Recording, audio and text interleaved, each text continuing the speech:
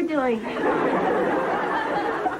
Making my ears bleed? Aunt and I are going out for spring chorus at school. Oh. Yeah, it's supposed to be real interesting. You learn a lot about music theory, harmonic method. And the best part is, you get excused from gym. Maybe I'm old-fashioned, but to join a chorus, don't you have to be able to sing? Oh, no, it's school policy. If you show up, they have to take you. Oh, well, in that case, you two will stand a very good chance. La, la, la, la, la, la, la.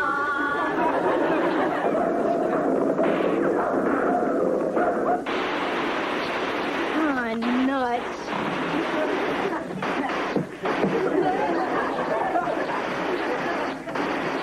Stupid thing.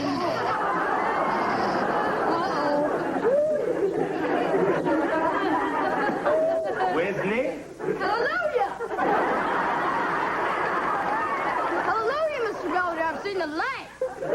Yes, sir. No more TV for me. I'm going right upstairs and get myself ready for school. Sweet school bus. That's funny. I always thought I'd be the first to snap.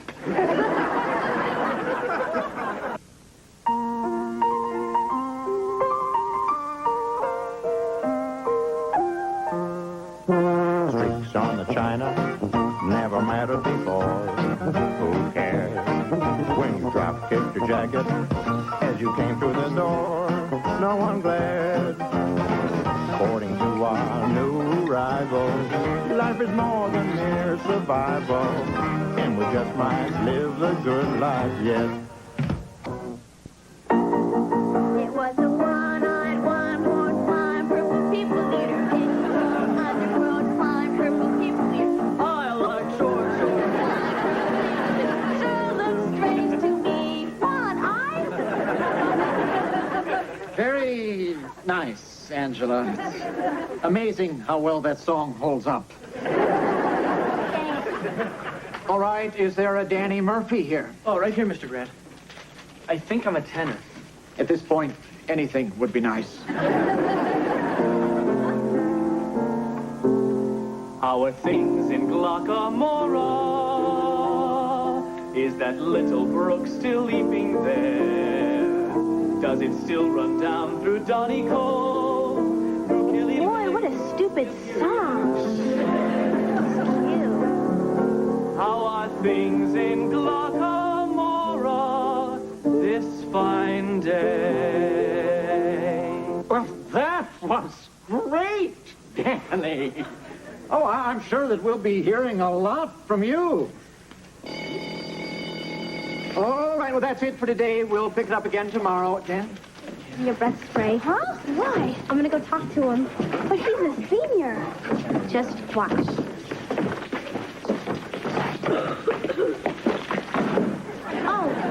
Sorry, I wasn't looking where I was going. That's okay, that's okay. Anyway, I really liked you singing. Oh, thanks. You were really good, too. Well, I haven't sung anything yet. Oh, I'm sorry. I was just being polite. I was raised that way. Oh, excuse me. No, that's okay. You don't have to do this. Oh, yes, I do. I was raised that way, too. Oh, thanks. Sure. Anyway, I was just going to go over to the water fountain. Do you want to come?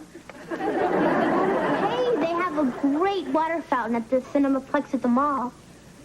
Maybe we could go there. Say tomorrow night around 8? Huh? Oh, sure. Great. That'll be fine. Danny? Yeah? Don't you want to know where I live? Yeah. I guess you better tell me your name, too. Come on, Dad. We're missing half the game. I know. Watch out, Dad. You're going to break it. Here we go, sports fans. Forget it, Belvedere. TV's broken. Really? My prayers have been answered. Great. What are we going to do about the game? Who cares about the game? Pee-wee's Playhouse is on tomorrow. Hey, that's right. Come on, guys. We're going down to Looney Louie's and get us a new one. All right. Get to do what? Television. Well, apparently old Nellie here is on the fritz. Well, why can't we just get it fixed? Are you kidding? The last time it was in the shop, we didn't get it back for 2 days. Yes, I remember. That was when you sat in front of the clothes dryer, watching your shorts spin. So what are you supposed to do when the TV's broken? Oh, several things come to mind. Reading a book, trying a new hobby, or perhaps even engaging in the simple art of conversation. Nah. Maybe Mr. Belvedere has a point. I mean, we hardly ever talk to each other anymore. All we ever do is sit in front of that box. Well, so? So maybe we could live without it for a few days. Well, what's so funny? Nothing. I was just trying to picture all you boobs without the tube, so to speak. Oh, yeah? Well, I'll bet we can live without that thing just as long as you can. Uh-huh. A month. Maybe even more. Huh? You're on. Say $50. Fine. Come on, Marsh. Let's go upstairs. Oh, okay. Hey, what about us? What are we supposed to do? Get your own hobby. I'm home. Oh, I guess everybody went to bed. Come on in. Danny. Yeah? Oh.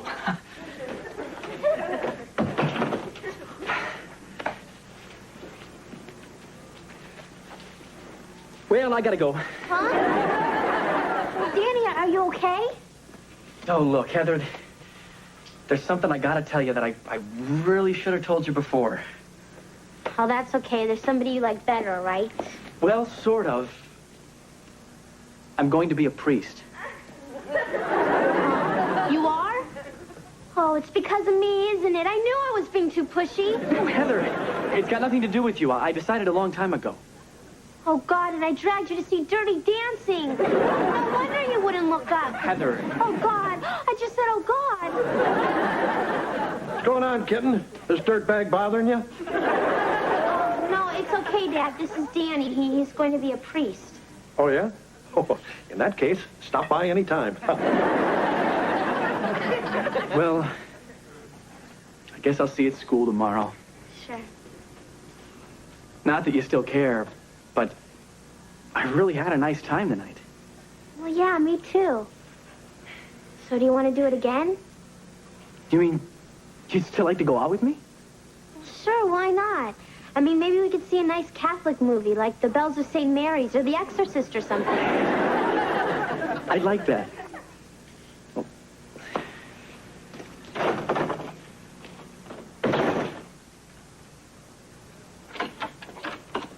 Hey, Mr. Belvedere, I'm home.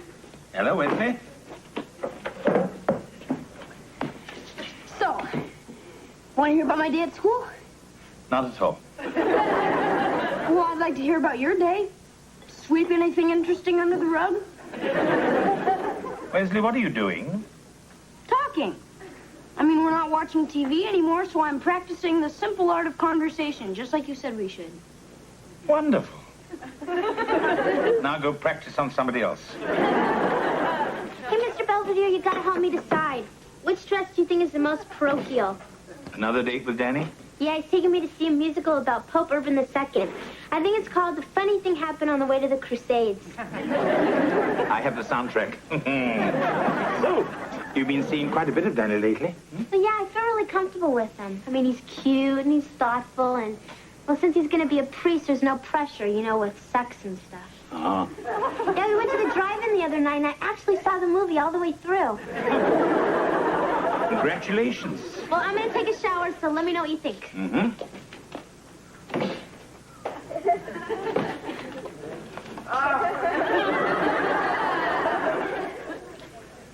Nice try, big guy. But I still miss the TV. All right, everybody. Ready? Amazing grace, how sweet the sound that saved a wretch like me. I was lost.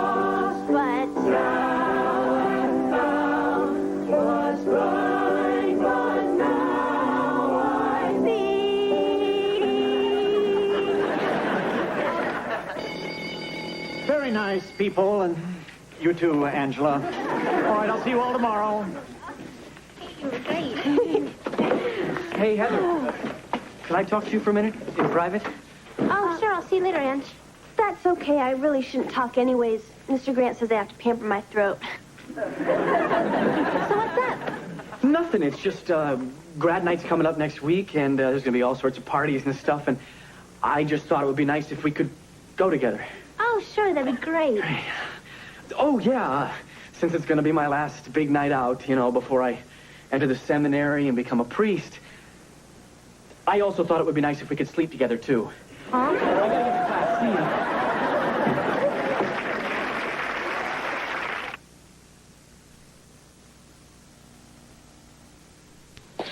Oh, this is crazy. I don't believe this is happening.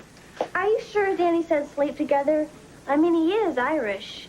Maybe he meant weep together. Oh, this is all my fault. I mean, there he was, a nice little monk, until Heather the Hussy comes along and leads him into temptation. I might as well just offered him an apple. You mean he forgot his lunch, too? Oh, that's it. Forget it. I'm not going to do it. I mean, we're not ready, and I'm too young. And besides, he's going to be a priest. That's true. On the other hand, I do care about him a lot, and when he's locked away in some monastery on some mountaintop, he may never ever have a chance like this again.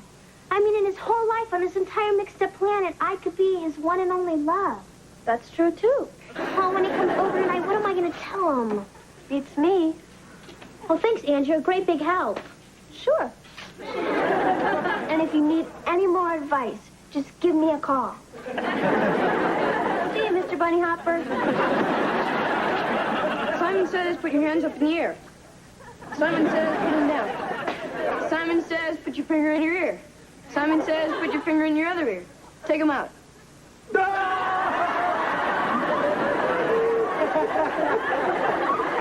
Ha-ha, Mr. Belvedere, you're out. I didn't say Simon says. Oh, phooey. Now I shall have to go and read like a normal person. Come on, big guy. You can still play. No, it's quite all right. Oh, please, Mr. Belvedere. We just want you to be part of our newfound family fun. Yeah, we could play musical chairs again. Dad had them all reinforced. Simon says, sit on it. Hi, Mr. Belvedere. Is it okay if I come in? Certainly, Danny. Why wouldn't it be? Oh, no reason. Hi, Heather. Hi. I'll leave you two alone. So, how you doing? Okay, I guess. Anyway, I dug up my old notes from Pennsylvania history. You better study them, because Mr. Phillips' test can be pretty hard. I will. Good. No, I mean I will. You know what we were talking about? Huh? You will? Uh-huh. Oh. Wow, Heather. That's great. I mean, when I asked you, I don't know what got into me, but I never felt like this before, and you look so pretty and understanding, and now you said yes, and I still can't believe it. And I guess what I'm really trying to say is, thanks a lot. Sure.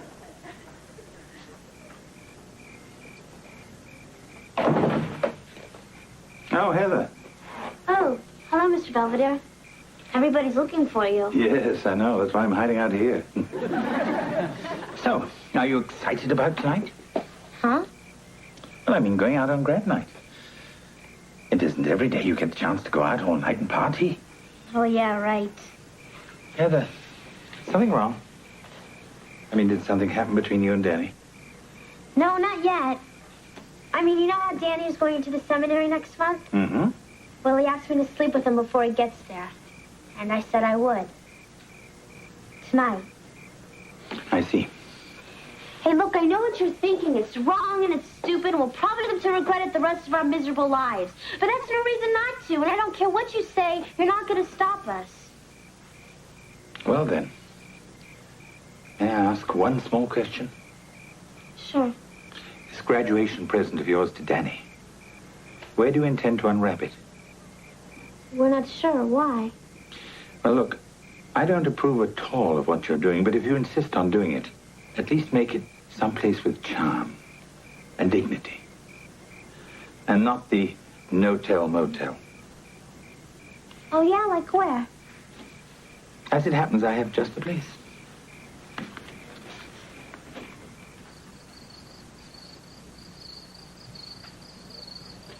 Yes, ma'am. Your reservation is confirmed for next Friday. Well, thank you for calling the Normandy Inn. Evening, Gerald. Mr. Clara, I didn't hear you come in. Life hasn't been the same since I got my Reeboks. Anyway, it looks like business is picking up. Oh, yes, ma'am. You and the other sisters have really made a go of this place since you took it over. Why, if things keep going like this, there really will be no room at the inn. If anyone needs me, I'll be down in the wine cellar. Yes.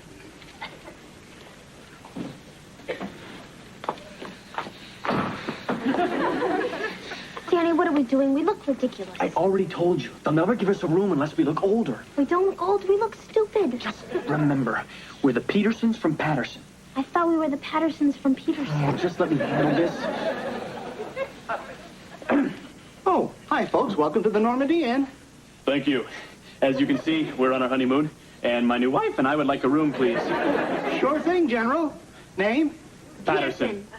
Patterson. With your name tag there says Eisenhower. Yeah, well, That's his maiden name. Oh, well, then just sign right here, please. You're in room number 11 upstairs. It's a real nice one. Thank you. Hey, wait a minute. Don't you folks have any luggage? We don't need any. we're wearing our pajamas under these. Good night.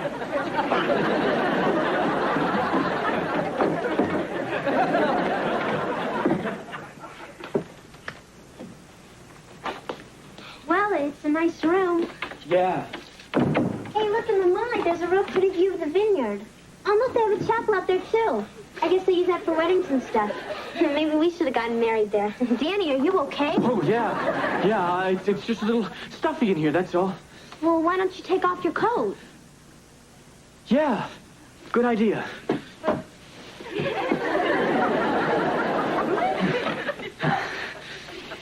Danny, we don't have to do this if you don't want to. Oh, of course I want to, unless you don't want to. No, I want to, unless you've changed your mind. Oh, not me. Great. Me neither.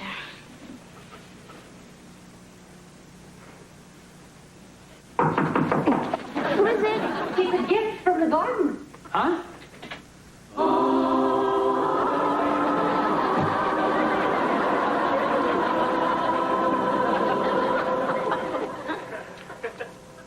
It's on the house. What the hell was that? I don't know, but I think it was a sign. Oh, look, Heather, I'm sorry. I never should have brought you here. Oh, it's okay. No, it's not. Oh, a priest is supposed to help people with their problems, not make a whole bunch of new ones. I guess you never seen the Thornbirds.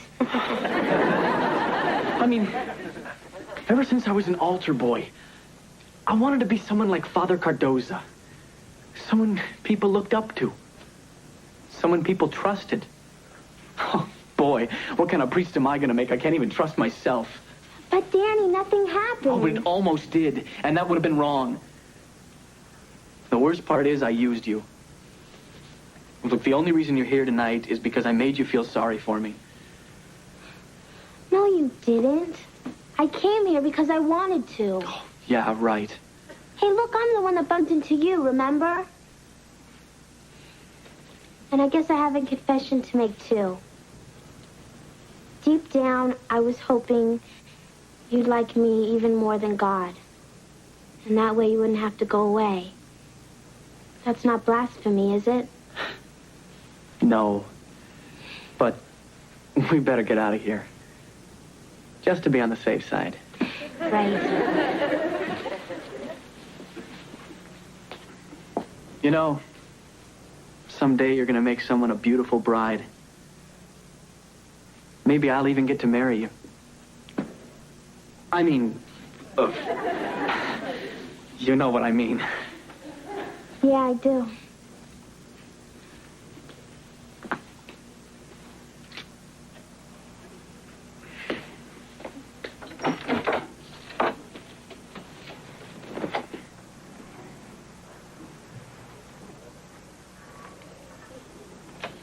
I'm home.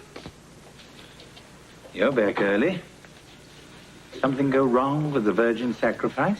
Yeah, real funny, Mr. Belvedere. That place you sent us to is run by nuns. It was.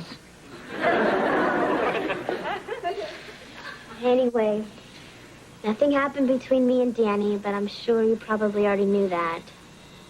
I think it was for the best. Yeah, I guess. Although it would have been nice being someone's one and only love.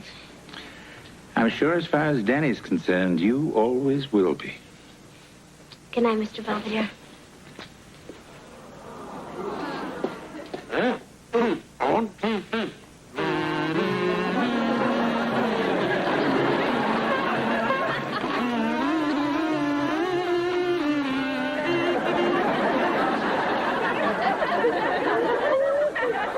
All right, family. I surrender. I know when I'm licked. What are you talking about, Mr. Belvedere? Simply by depriving you of your television set, I've deprived myself of my sanity. It's time this relentless family hour came to a stop. So what'd you do, Mr. Belvedere? Get the old set fixed? No, Wesley, something better. Wheel it in, boys. Great, Mr. Belvedere. Yeah, the screen's so big we can even see around you. Hey, big guy, you didn't have to do this. Oh, yes, I did. And with any luck, you'll never stop sitting in front of it. Excuse me.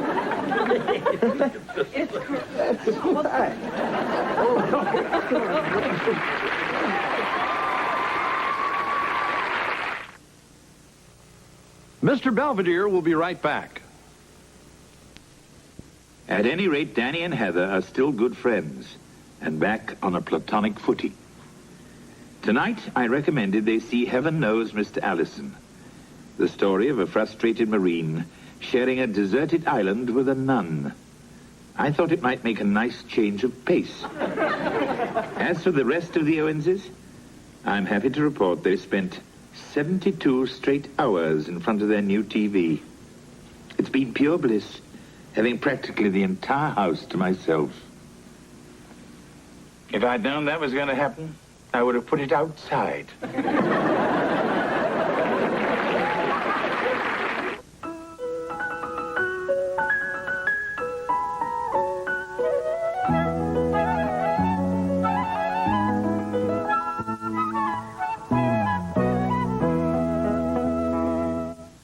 All of us from head of the class would like to wish you all the best and a happy holiday. Can we sing now? If you like, but I did wish them a happy holiday.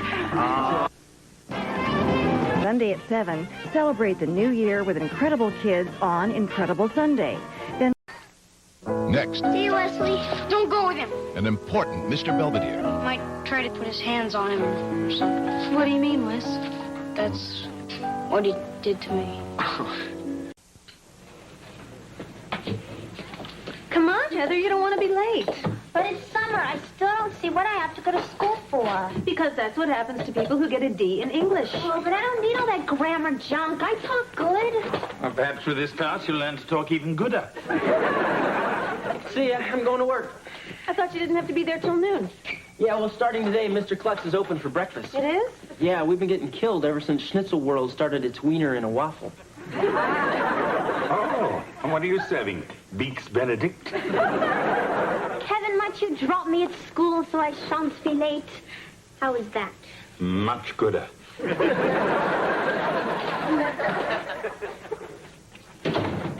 Bus didn't come. Can I go back to bed now? It'll be here any minute you get back out there. I don't see why I have to go to some stupid day camp anyway. Rather go to summer school with Heather. At least it's air conditioned. Oh, it's going to be a lot of fun. They have a lake up there and everything. You know, I bet I know whose idea it was to send me to this place.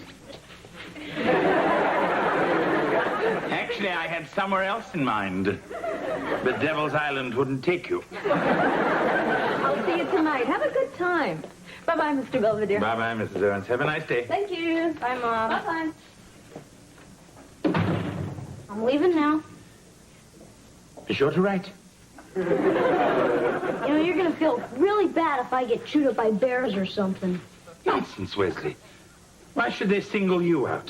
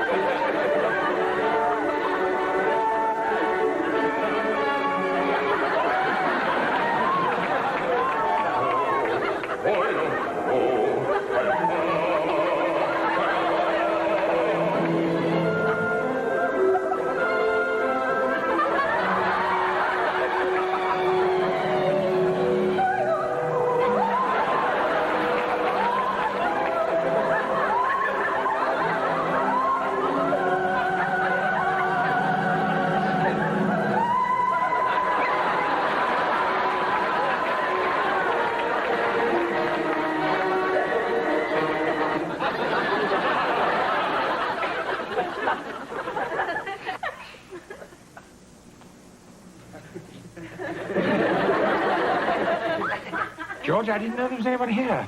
Right, big guy. I had some time, and I thought I'd listen to a little Wagner. Great. So, let's say we go out for some Swedish meatballs. You're dressed for it. Aren't you going to be late for work? I got 2 weeks off. Oh, wonderful. Let me help you pack. I can't go anywhere. Marcia's working. Oh. So, you want to do something? No, thank you. Hey, come on, it's a nice day. Let's go out and toss the football around. You start without me. I'll catch up. Hey, come on, Belvedere, I'm bored. The guy I was supposed to play golf with copped out. Hey, you want to come? I'm afraid I've never played the game. You never played golf? I thought you guys invented it. It is a Scottish invention, George, like the bagpipes. And I'm sure just as annoying. Come on, it'll be fun. I'll even let you drive the little cart. Oh, golly, can I help honk the horn, too?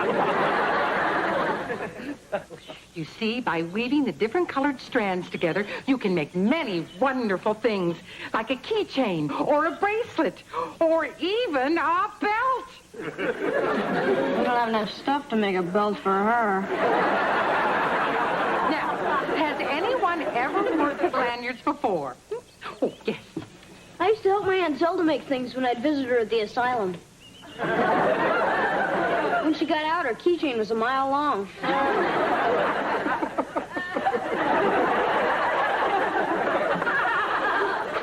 Very amusing, Wesley. Perhaps you'd like to help Counselor Perry hand out the craft materials. Now, we're going to work on our projects for a half hour or so, and then break for our little lunches of homemade peanut butter sandwiches and fresh-picked radishes. I think we may be breaking for lunch a little early. What? What's going on? I called the catering truck. Wait. Hi, Mom. Hi, guys. I can't believe it. I already got homework. Have homework, excuse me. How was breakfast at Mr. Cluck's? I don't want to talk about it. It's just, things got kind of hectic switching over from breakfast to the regular chicken menu. I mean, one guy gets some feathers in his French toast, and everybody wants their money back. Where's Mr. Belvedere? Shouldn't he be starting dinner? Oh, yeah, he wasn't here when I got home. He probably went someplace with your dad. Great, I'm starving. Oh. Well, I can get something started. It's okay. Hey, honey, how was your game? I'm never going to show my face at that country club again.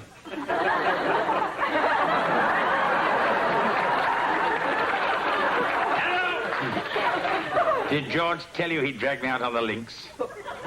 I should have backed over him with the cart when I had the chance.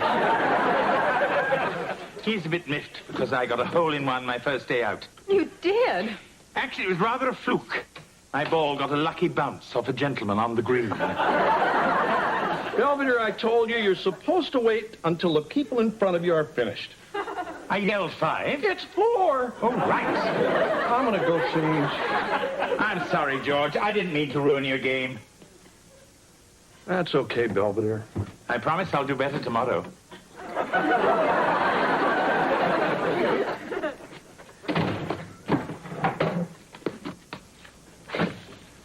How was your first day at camp? I take it you didn't burn the forest down? No, we got out the fire before it reached the trees. So, like my binoculars? Yes. What did you do? Mug a ranger? No, Counselor Perry gave them to me. Said I could use them the whole time I'm at camp. Wesley, haven't we talked about your taking advantage of people? Especially unsuspecting adults? Yeah, well, he likes me. And Witch Hazel, the other counselor, hates my guts, so it all comes out even.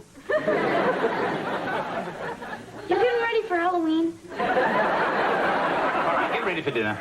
Okay, but first I want to go outside and see if I can find any of the birds we learned about today. Very well.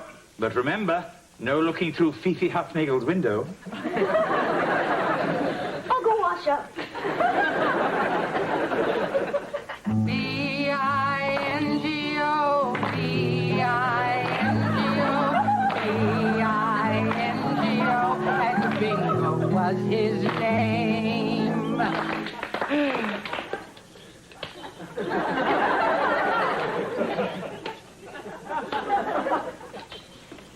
The rest of us are done. All right, campers, it's 2 o'clock and time to get ready for our nature hike. I don't want to go on some stupid hike. It's boring. It makes your feet sweat. Hey, come on. Maybe we'll see some skunks or possums or something. Are you kidding? Miss Pritchard scares wildlife. Wesley, I assume you'll be joining us? Oh, yeah. Ow! Oh!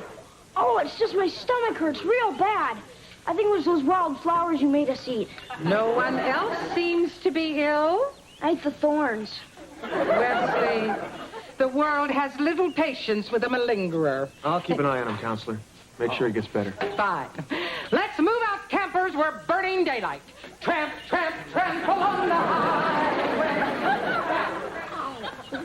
Feels pretty bad, huh? Yeah, I wish I had a soda or something. Might help settle my stomach.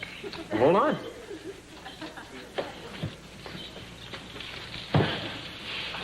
Whoa, does Miss Pritchard know you have this? Actually, they're hers.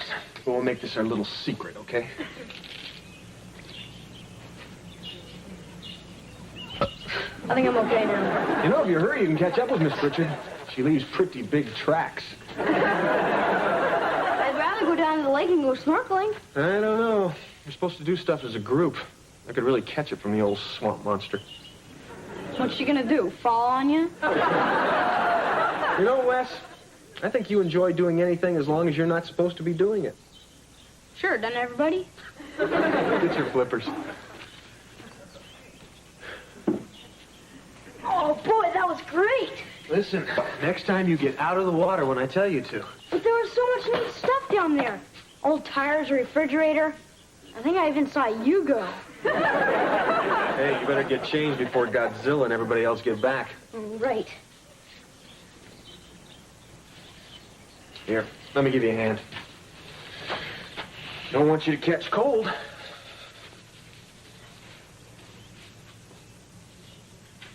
Whoa. Getting goosebumps.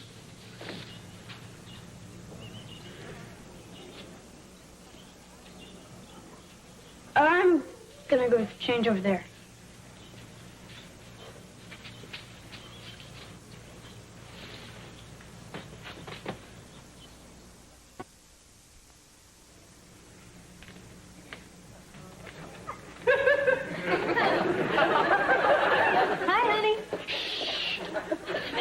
I'm going to the club. I don't want Belvedere to know. Anyway, it's his day off. I figured let him sleep. Yeah. Bye-bye. Good morning, George. Oh, Belvedere. I've been up since dawn practicing my putting and chipping. Perhaps we should play for a new lawn. I'll get my clubs. Actually, I was just putting these in the garage. I have to get to the station. Oh? I've got an exclusive interview with Honus Wagner, a great pirate shortstop. Ah. Why aren't you dressed, honey? You're gonna miss the bus. Can't go today, Mom. I got poison ivy. Ooh, you poor baby. Don't get too close, Mom. This stuff's contagious. Let me look. I've had all my shots. Ah, yes. That's definitely poison ivy. Fortunately, it's the erasable kind. All right, Wes, what did you do at camp? Nothing. That's easy enough to call your counselor and find out. No, don't. Then tell me what happened. put a frog in some girl's shorts. I would have expected something more original. I couldn't find a snake. Listen, young man, you are going back to that camp and you're going to behave yourself, understand? Yes, ma'am. Okay, now we're going to divide into 2 teams, and each team must attempt to find as many of the items on the scavenger list as they can and bring them back to camp. I hope there's a fat lady on it. Okay, who wants to be a beaver with Miss Pritchard? Why? What are you going to do to me? Oh, very well then. All right, the rest of you can be cougars with Counselor Perry. Okay, let's everybody get their knapsacks and fill their canteens. Let's go.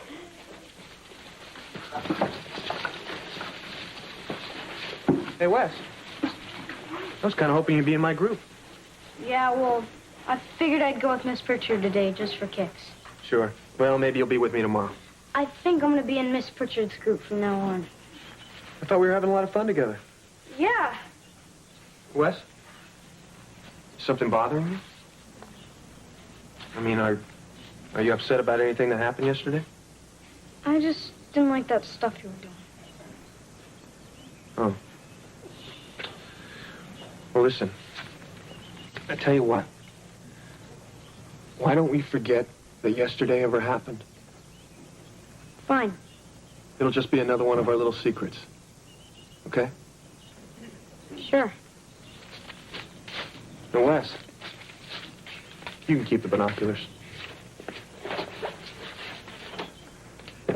Hey, Belvedere. Hello, George. How was your interview with Honus Wagner? Huh? Oh, it was pretty good. Did he happen to mention he died in 1955?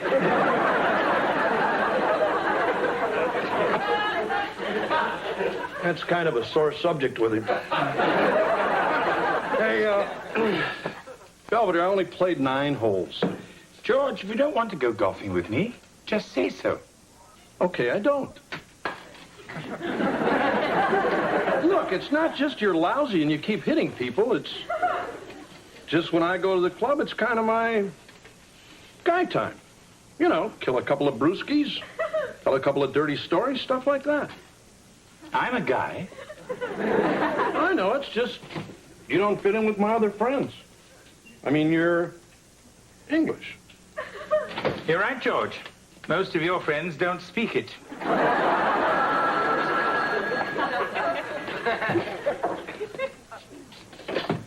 The Owens residence.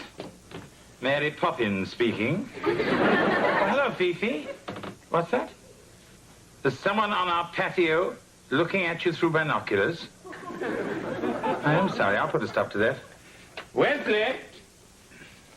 Yeah, Mr. Belvedere? Aren't you on the patio? Huh? Hey, guys. I found these in the trash, but they work pretty good. Weren't those the binoculars your counselor gave you? Yeah. Well, it's not like you to throw a gift away. You usually hock it. Didn't want me anymore, okay? Wesley, have you had a falling out with your counselor, Perry? No. Well, it seems like there's something wrong. Well, there isn't. I'm just sick of the stupid woods and the stupid lake and the whole stupid camp. Pranon, Terma, Tubu, Parase, Maiden, Alganon, Pathon. Wasn't that marvelous? Well, I hope you enjoyed Camp Chippewa's 2 little playlists. Nausea by John Paul Sartre. And, of course, Sophocles' Oedipus Rex performed in the original Greek. Take a bow, kids. Take a bow. Well, that concludes the entertainment portion of our farewell campfire. Feel free to wander about and admire your children's arts and crafts and help yourself to cookies and punch, or bug juice, as the kids like to call it.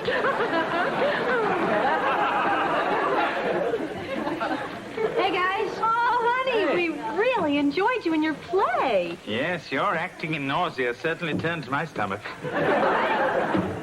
Hi, I'm Counselor Perry, and you must be Wes's parents.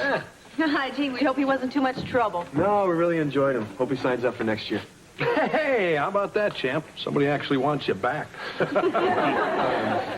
Well, listen, I better say hello to the other parents. Very nice meeting you. See you, Wes. Yeah, bye. So, Wes, man, aren't you going to show us some of your, crafts? Oh, right. They're on the table. I made the macrame handcuffs. Well, Counselor Perry seems very nice. Yeah, I guess. Wesley, what's going on? Nothing. I'm gonna go say goodbye to some of my friends.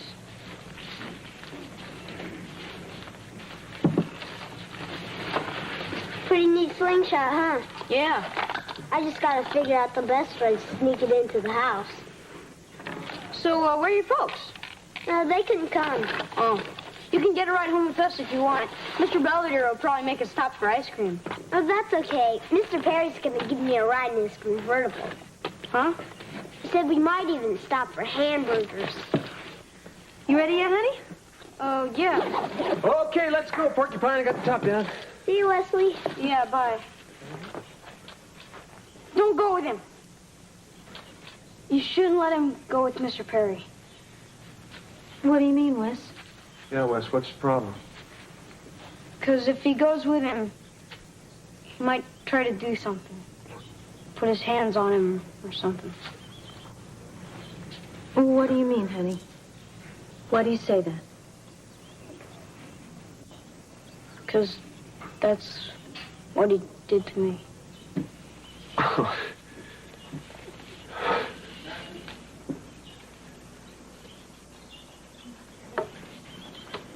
I see why they call this bug juice. Uh-huh. I spoke to the police. They said they'd like to talk to Wesley. I'm sorry. I didn't mean to start a big mess. Hey, pal, you don't have anything to be sorry about. Yes, sir. We just wish you told us as soon as it happened. You know you can always talk to Dad and me. I guess I figured I could handle it without anybody knowing. Like the time I broke the Chinese vase in Mr. Belvedere's room and replaced it with the one from Kmart. The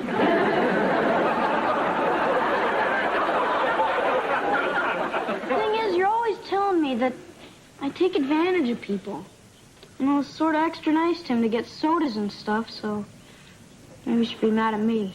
Look, you didn't do anything wrong. Do you understand that? You see, Wesley? It's not always your fault. Anyway, you said something when it counted. And you helped your friend Kyle. And that took a lot of guts. Now I'm proud of you. So, listen, I guess we better get going, huh? Yes, we want to miss the rush hour with the bears. So, you okay now? Yeah, I'm fine. It's okay to cry. I know. Mostly all I feel like doing right now is burping. Let's go home.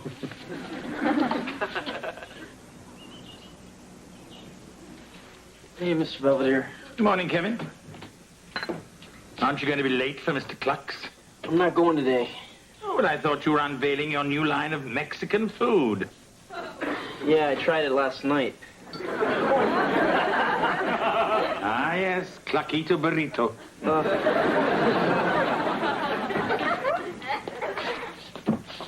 Hey, what's with Kev? He looks a little green. Speaking of which, your club called. You're tee off in about an hour. Oh, great. So, you want to come with me? That's all right, George. Come on, you can wear that dumb outfit and embarrass me all you want. I'd like that. Thing is, I was just so stupid. I mean, worrying about some golf game, and meanwhile, my kid's in trouble, and I didn't even know it. Well, that makes two of us. So he's going to be okay, right? Wesley, kill you, little monster! He's so crazy, Lou. My hot curlers. He'll be fine.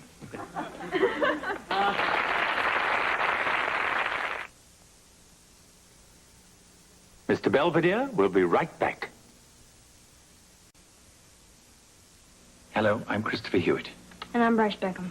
Usually at this time, you would find Mr. Belvedere at his desk, writing about the antics of the Owens family. But due to the special theme of tonight's episode, we thought we'd do something a little different. Yeah. We figured we'd talk to you kids and your parents, too, about something that's kind of hard to talk about. Tonight's episode about Wesley didn't really happen. But if ever you find yourself in a situation like that, there are certain things you should remember. No one should ever touch you in a way that makes you feel bad. And if they do, tell someone you trust, like your mom or your dad. And remember, if you have to keep a secret that makes you feel bad, it's not worth keeping. Yeah. Thank you, and good night from us all at Mr. Belvedere.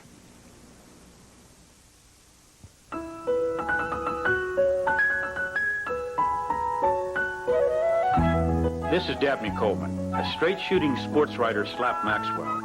I've discovered what real balance is. I break new ground, they break my head. Slap Maxwell story coming up next.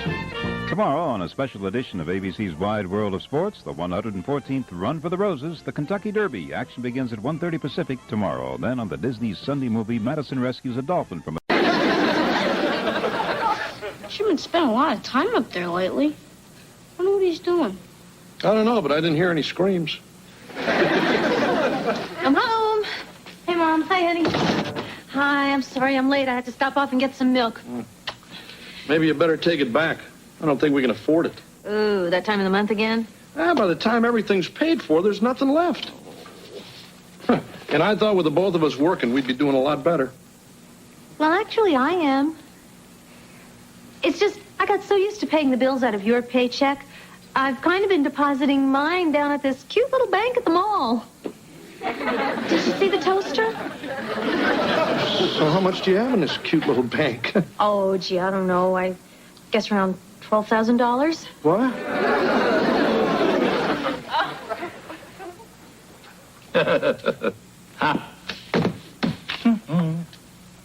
At any rate, these journals cover a 3-year stay with the Owens family.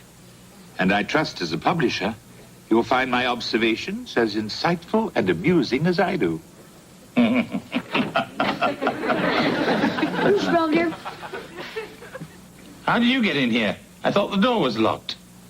Was. So, what are you doing with all these books? Mind your own business. Getting ready to throw them in the trash? Go away, I'm busy. Okay. You want to lock the door? Throw them in the trash, indeed. These are going to make me famous.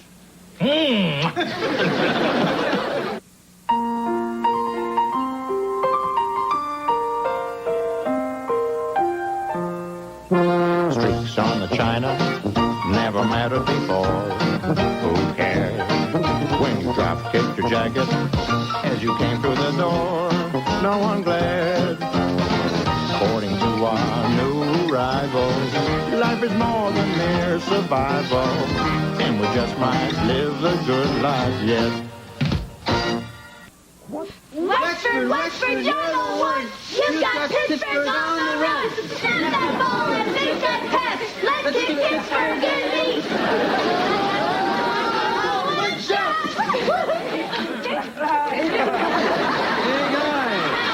Hey, Dad, what you think?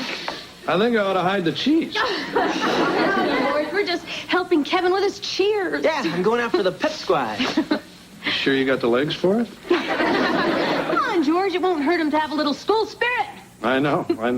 Yeah, besides, doing this stuff is the only way I'll ever get to hold a cheerleader up by those little ruffled pennies. Hey, good point. Wow, Mr. Belvedere, that was great. I'm glad you enjoyed it. What happened? Mr. Belvedere let me drive home. What? Actually, the wagon broke down about a block from here.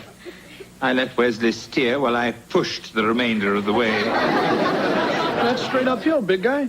You're lucky the car didn't roll back over you. It's okay, Dad. I had my foot on the brake the whole time.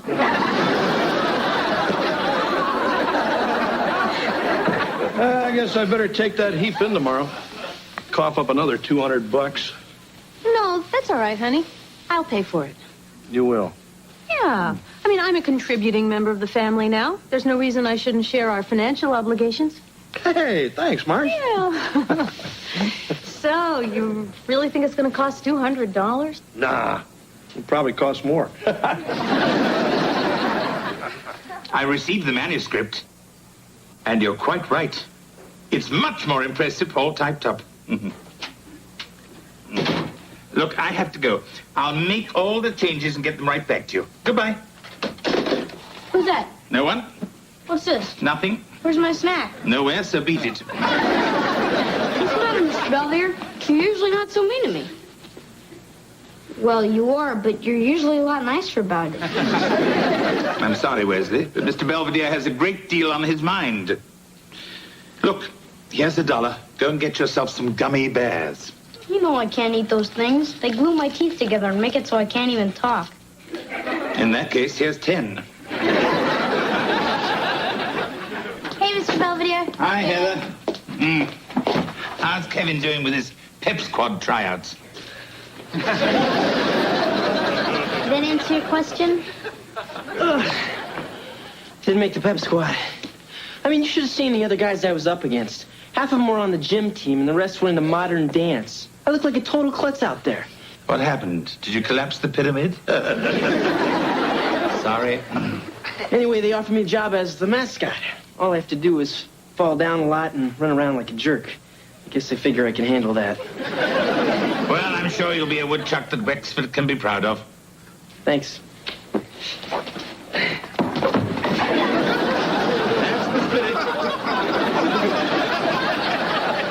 Hey, what's for dinner? Something smells great.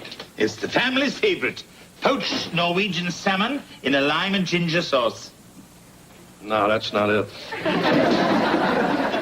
Oh, then you probably mean the boil in a bag sloppy joes. I love that stuff. I'll try not to get your buns soggy. I'm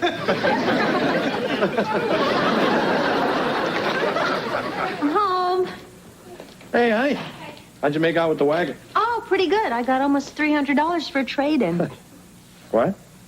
Well, the guy at the garage said that my gaskets were blown and my block was cracked, whatever that means. So I figured, hey, what the heck? I got the money. I might as well buy the family a new car. So I did. Hey, that's great. Oh, what'd you get us, Miss Moneybags? Another wagon?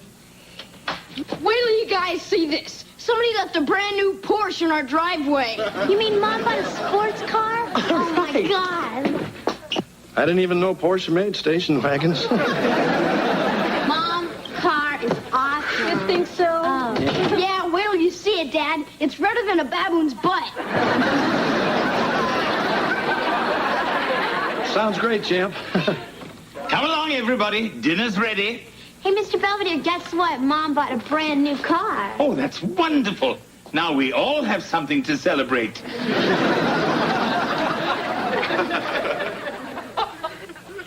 Everyone enjoy their dinner? It was delicious, Mr. Belvedere. Well, I'll be back in a minute with dessert. It's a chocolate raspberry trifle. Your favorite.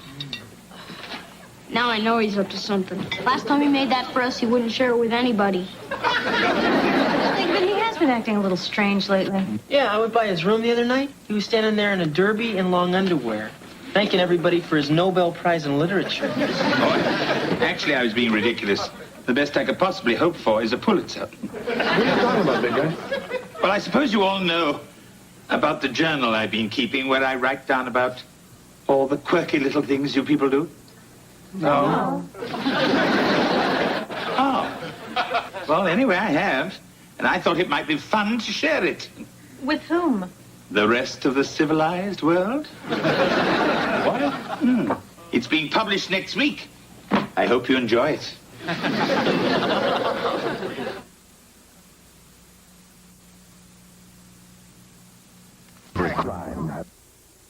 Blair and Eric Blaine compete. Hey, wait a minute. I'm still reading about the time Kevin barfed in the church collection plate. I got nervous. I didn't have any change. Well, any comments? You're fired. Oh, up to chapter 4 already? You mean the part about George, the lovable if somewhat childish patriarch of the Owens clan? who puts ketchup on his mashed potatoes, Mr. Bubble in his bathwater, and refuses to sleep without his trusty Fred Flintstone nightlight? Well, it's true. Yeah, well, that doesn't give you the right to go around blabbing it to everybody. And anyway, it's Bam Bam. Sorry. Look, Mr. Belvedere, don't you think we should have talked about this first? I know, it's just that, well, it all happened so quickly with the publishers and everything. I wasn't quite sure how to tell you all. Oh, how about, hey, guys, guess what? I'm writing a book about you. That would have worked. Look, if it's any consolation, my publishers think you're the most colorful family since the Cosbys. Or in Wesley's case, the Mansons. Anyway, they think that my American journal has all the makings of a bestseller. But I couldn't have done it without you wonderful people. Does that mean we get a piece of the action? No. Well, since it's already gone this far, and since I'm sure there's nothing in there we'd want to sue you over, I guess it's okay. Right, guys? Yeah. Hey, Mom, what's a priss pot? Why, honey? Because that's what Mr. Belvedere calls you. I'll be upstairs. Hi, Dad. Hey, Woody. How'd the game go? Unbelievable. I got phone numbers from 3 different cheerleaders, and the homecoming queen sat on my lap. Oh, Kev, I meant to score. Oh, I don't know. I think we won. Dad, it's amazing what women will let you get away with just because you're in a funny costume. I guess it's because you look so non-threatening. Yeah, I suppose. You know those guys at Disneyland? The ones who dress up like the 7 dwarfs? They must really make out, huh? Hey, have you guys seen Mom? I had a 3 o'clock appointment to sit in her Porsche. She's not here, kitten. Oh, come on. I took a shower and everything. Well, you know, for something that's supposed to be the family car, she sure is hogging it. I don't know. Maybe all this hot rod business is some new kind of hormonal problem or something. Give your mom a couple of days. I'm sure she'll come to her senses. I'm home. Guess what, honey? I just got this new car alarm. The decibel level is so piercing, it induces vomiting in 3 seconds. Gee, I can't wait to hear it. It's here. It's here. My book has finally hit the shelves. Oh, yeah? An American Journal, The Suburban Years by Lynn Belvedere. A butler's eye view of the 5 silliest people in North America. What's so silly about us? Nothing really. It's just publisher's hype. Who's this guy in the back? That's me, Wesley. No, it's not. There's not enough chins. I don't know. Now that this thing is really a book, it doesn't seem like such a great idea. Yeah, I thought this was going to be just some stupid paperback. I didn't think it was going to look like this. I mean, somebody might actually buy it. Well, that's the general idea, George. Look, there's nothing to be concerned about. The worst that can possibly happen is the Owens clan becomes an overnight sensation. It'll be fun. No, Hortense, of course I don't blame you for being upset. I promise I'll talk to him as soon as he gets home. Goodbye. Hey, Mom. Wesley, did you paint the Huffnagel's dog? Not recently. Come on, Mom. That was over 2 years ago. Besides, I think I got most of it off when I shaved him. Well, Mrs. Huffnagel just read Mr. Belvedere's book, and she's furious all over again. Yeah, I'll tell her to get in line. Ever since that stupid book came out, I haven't been able to get away with anything at school. Not even with the substitute teachers. I think the chapter on me is required reading.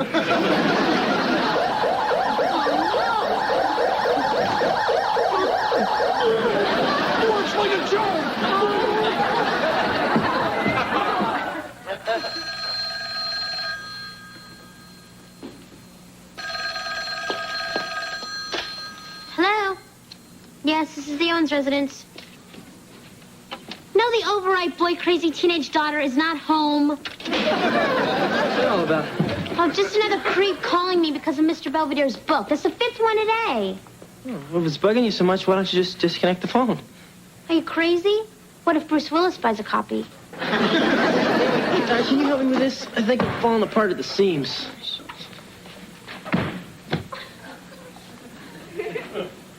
Ow, hey, what you doing? Hello, children. I'd be glad to help with that. Oh, no, it's all right. You've already fixed my tail. I had this cheerleader, Roxanne, all convinced I was sweet and sensitive. Then she read in your book about the time I dumped Wendy at the prom for another girl. Now she thinks I'm some sort of superficial, sex-crazed scumbucket. Okay, then may I ask you one question? Sure. This Roxanne, did she buy her own copy or borrow someone else's? Hello, everyone. Did you see my review in the paper? It's quite favorable. That's great, Mr. Belvedere. Oh, and anyway, George, I have an autograph party at Booktown tomorrow, and I was wondering if I might take a few hours. Oh, sure, big guy. Take the whole day. Take a week. Take a month. Take a hike. No problem? Oh, no. We like being the laughing stock of Beaver Falls. I wondered what that noise was. Oh, sure, yuck it up. We'll see how much you like it when we write a book about you. Yeah, maybe we'll call it What the Butler Ate. I know a lot of people who'd be thrilled to have a book written about them.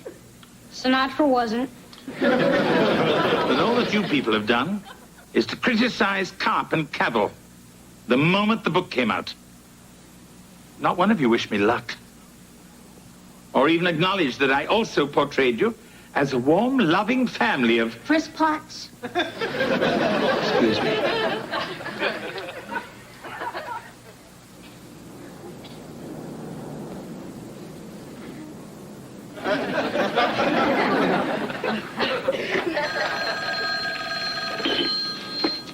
Yellow Booktown. Yes, madam, we do carry it. Yes, I'll be happy to put a copy aside for you. Thank you for calling Booktown. Is that somebody making an inquiry about my book? No, Vanna White's. You know, that real sexy-looking gal on Wheel of Fortune. You know, the one that turns all the letters around. Oh, right. Has she written a book about that? Maybe she had a few vowels left over. Hello.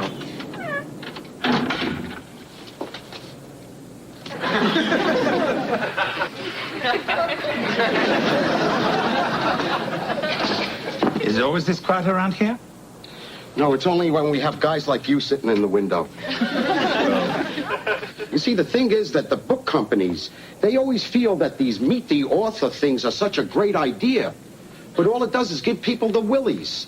I mean, they don't know whether to buy a book or give you a donation. Hey, what happened to all the cookies? I wouldn't know. Yeah, well, look, I got to use the little boy's room. Keep an eye on the register, will you? Why not?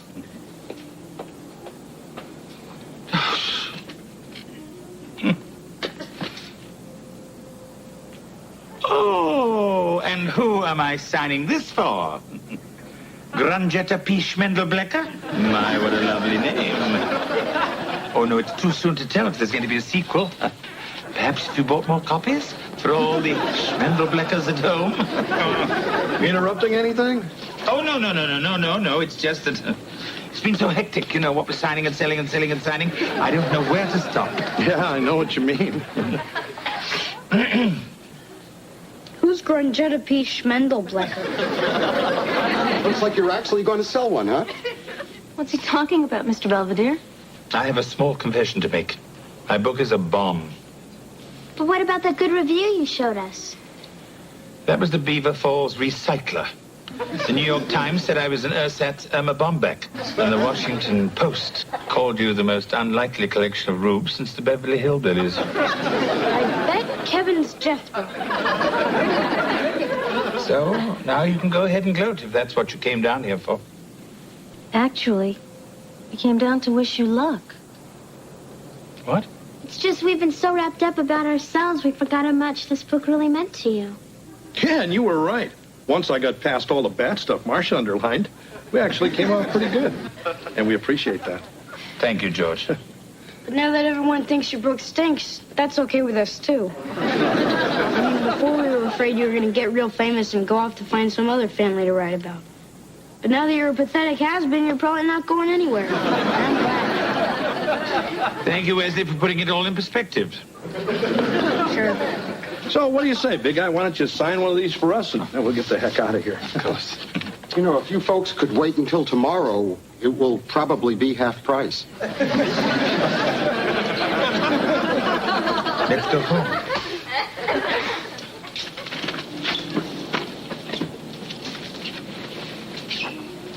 What's a press pot?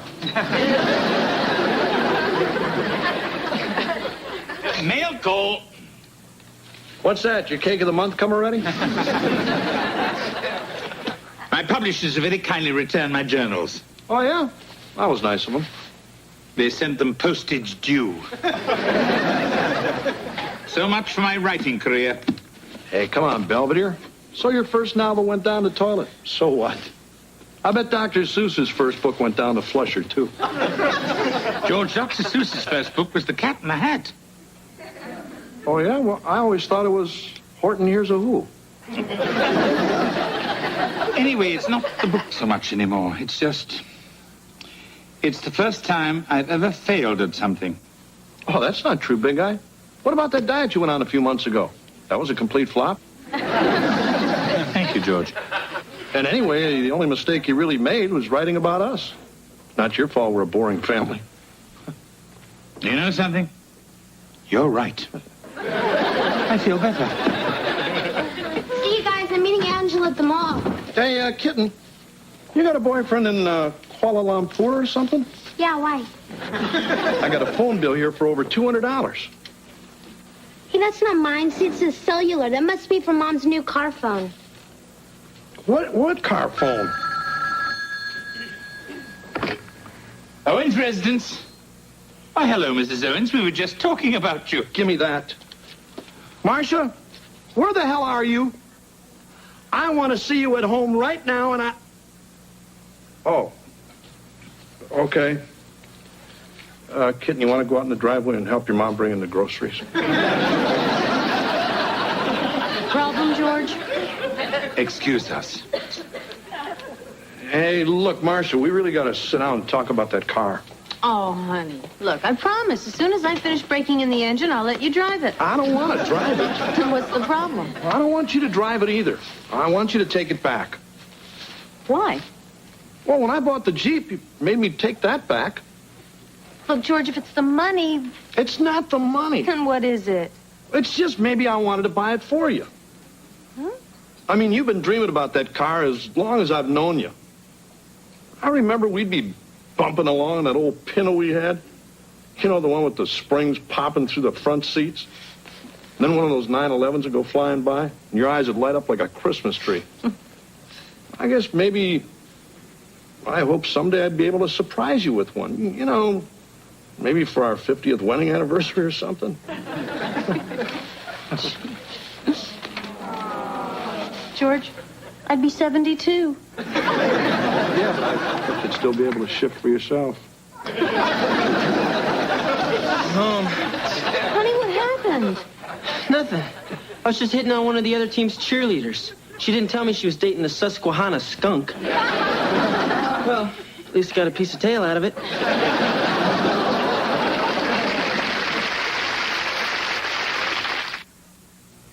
Mr. Belvedere will be right back. Following Mission Impossible. And as for the Porsche, today George finally got his first fling behind the wheel, and possibly his last. He starts traffic school tomorrow. Something about exceeding the speed of light in a hospital zone. And as for me, this will be my last entry for a while, as I'm still stinging from the rejection of the American book-buying public. I guess I misjudged the appeal of a book about home and hearth, when all the people really want is sex and violence. Maybe I'll try again when Wesley's a teenager.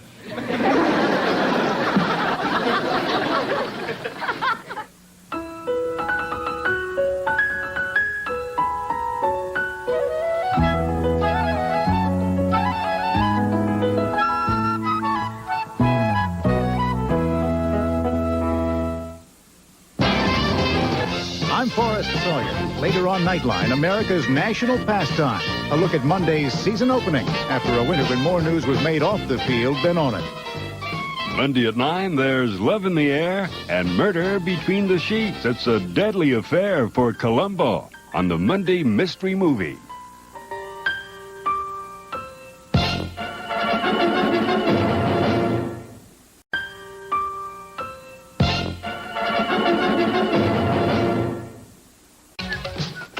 Ah, hello, Kevin. Oh, hi, Mr. Belvedere.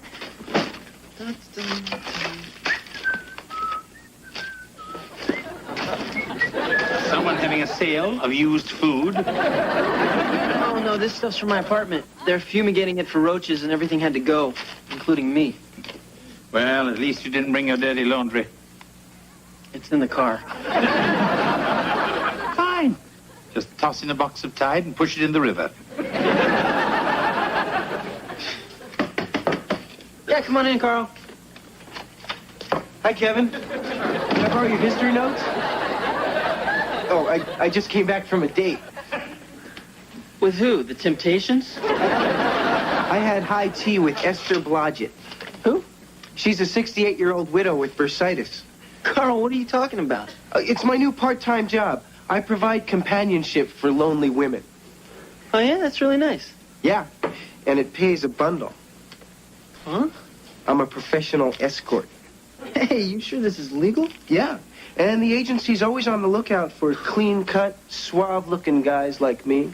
Oh, yeah? Yeah. So, if you see any, give me a call.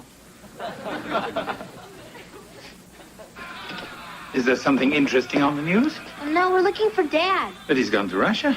We're watching a protest march in Moscow. Now we know he's arrived. I think it's really neat. I mean, my father's a sportscaster in this cultural exchange program. Yeah, but I don't get it. I mean, Pittsburgh sent them Dad, and all we got was a dancing bear. Sounds like a fair trade to me. I can't believe this. Heating bill, $670. Electric bill, $510. And they sent us a loan application with the phone bill. It's just horrible. We're going to have to cut back on expenses. You could fire my violin teacher. I could cut back on liquor and cigarettes. Very funny. No, we're just going to have to start by cutting back on unnecessary expenses, like all this junk food. Oh, please, Mrs. Owens. Let's not panic. But we have to do something. Do you have any ideas, Mr. Belvedere? Oh, many. But it would involve a good deal of sacrifice. And I don't think you're up to it. Says who? Yeah. Well, if you're so determined, I think I could implement a few energy-saving measures for the house. Wonderful. When do we start? No time like the present.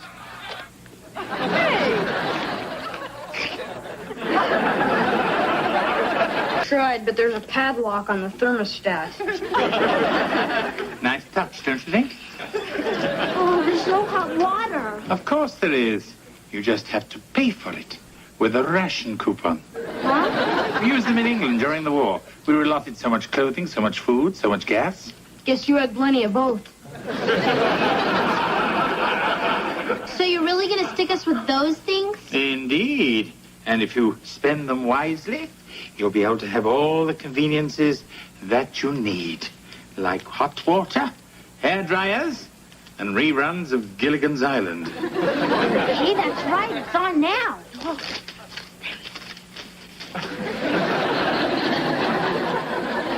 You're gonna be great, buddy. I can tell you're a natural.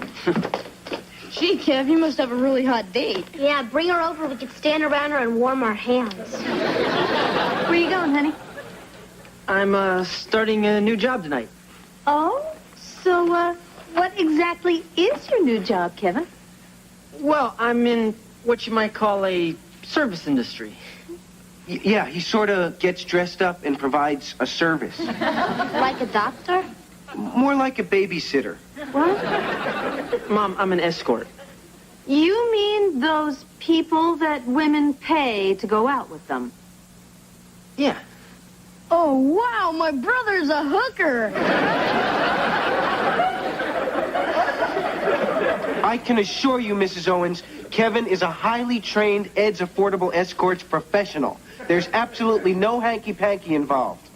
Oh, gee, Kevin, I don't know about this. I don't like it at all. But, you're old enough to make your own decisions. Thanks, Mom. regardless of how your mother feels. Come along, children.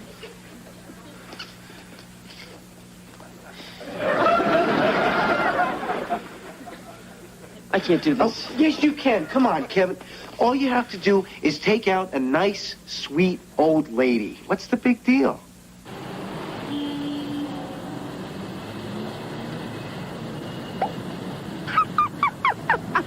So I says to my ex, I says, Lou, the minute the ink is dry in the divorce settlement, I'm jumping the first set of young bones that gets in my way. And it's you, sweet cheeks, champagne. No, thanks. I don't drink. Suit yourself.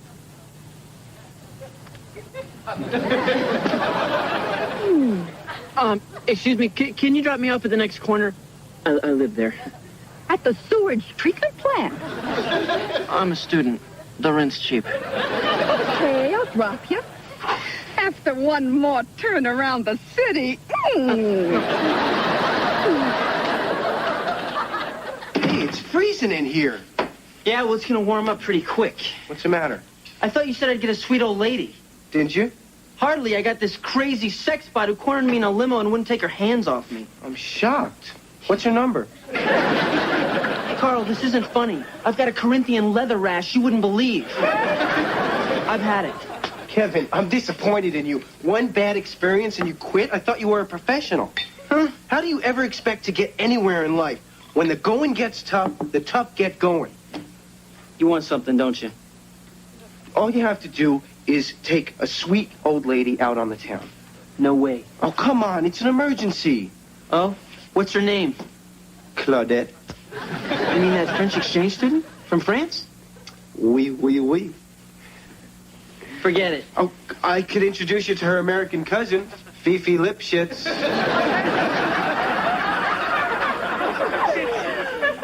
God, please, please don't let her be another man-eater.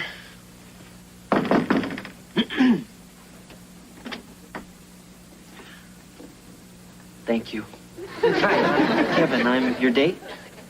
Oh, I'm Florence. Is something the matter? Well, I was expecting someone a little bit older. Oh. Well, these are for you. Oh, well, thank you. So, where are we off to this evening? Well, that depends. Have you ever heard of Tex Beneke? Oh, yeah, I know him. Shortstop for the Red Sox, right? Oh, okay. Can you do the jitterbug? No, but I have a nervous tick. Oh, dear. I did ask specifically for someone who could dance. I just knew this escort thing wouldn't work. It is the last time I'm going to get a date out of the Yellow Pages. Hey, come on. Wait a minute. If it means anything, I was the hokey pokey champ in the 3rd grade. Well, I already had the tickets. And it sure beats sitting at home watching the Golden Girls. So what do you say we give it a shot? Let's go, pal. I tick a ticky tick, a tick a ticky tock, a tick a tick. Hey, kid, don't poop out on me now. Hey, it's just fun to dance so if you have 3 flights of stairs. I'm the one who threw you over my shoulder to get it. I haven't won a dance trophy since Atlantic City, 1945.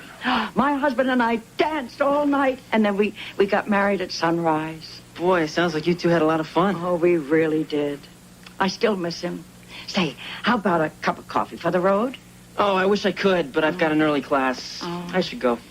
Well, haven't you forgotten something? What? Your fee. Oh, yeah. I forgot all about that. Here you go. And keep the change. Thanks. Here. You know, I had such a good time tonight. I feel kind of strange taking this. Hey, Count Basie's band's coming to town next week. Are you up to learning the Lindy? You bet. Mr. Belvedere, what happened to the telephone? Right here. A payphone? How am I supposed to call Angela? Try collect. Forget it, I'll just drive to her house. Oh, Heather. You've used up all your gas coupons. Get it?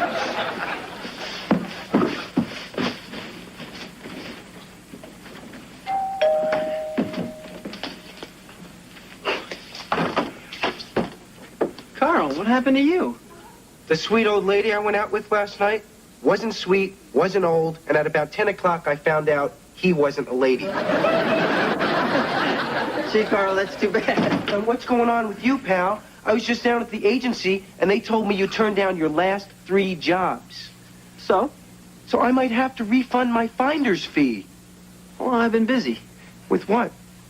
With Florence. We've been seeing a lot of each other. Oh, I get it. She's been paying you under the table. Good scam, Kev. Oh, Carl, I'm not charging her. What? Well, I'm seeing her because I like her. That's sick. Hey, come on. She's a sweet old lady. She's probably living off Social Security. What do you want me to do, squeeze every last dime out of her? I would. Whoa, you are a maniac behind the wheel. I mean, you sent those 2 sailors flying. You put me in a bumper car and I lose all control. Would you like a drink? Yeah, I'll just have whatever you're having. All right, 1 prune juice coming up. Oh. Say, how did you make out on your ancient history exam? I got a C-. Oh, you should have called me. I probably was there. Flo, you have a really great sense of humor. You do, too, to put up with me. Oh, what are you talking about? You're a lot more fun to go out with than most of the girls I usually date. We really do get along, don't we? Yeah, sure. I think so. Me, too. So, as I say, what the hey? Let's do it. You mean the 2 of us here? Right now? No, we could wait a couple of weeks. We could make it a big event. I could invite all your friends and relatives. You mean to what? Well, certainly. I could rent some chairs and get Beverly, my neighbor, to sing. Florence, what are we talking about? Our wedding. Our what? You're proposing to me? Sure, why not? Well, I don't know. I mean, this is all so sudden. I mean, I'm still in college. People in college get married. I don't even have a job. Neither do I. That gives us more time together. No, Florence, I really... Look, if it's the money you're worried about, I have more than enough for the 2 of us. Florence, I refuse to live off your Social Security. Who's talking about Social Security? I have $7 million in the bank.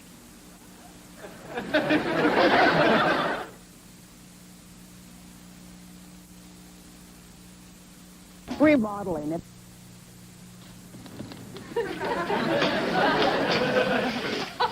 Why are you all out here? It's freezing. It's warmer out here than it is in there. This stuff sure doesn't throw much heat. What are you burning, anyway? Your immigration papers. I'd give anything for a hot meal. You could have had one. If you hadn't blown all your ration coupons on your Lady Norelco. Hey, let's go down to the railroad tracks. I hear it's stew night. What are we waiting for? Well, no sense in wasting a good fire.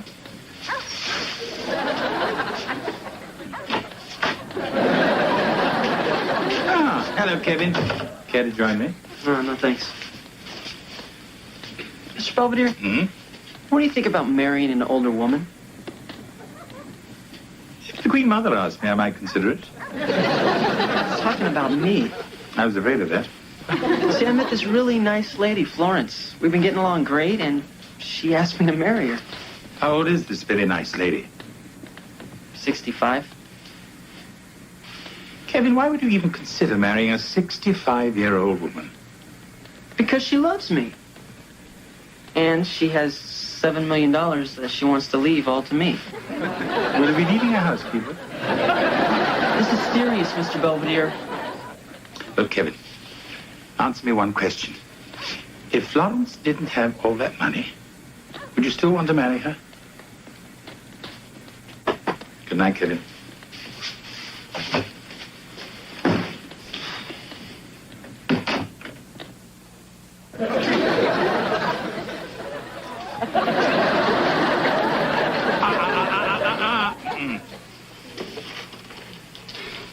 Mom, everybody, I have an announcement.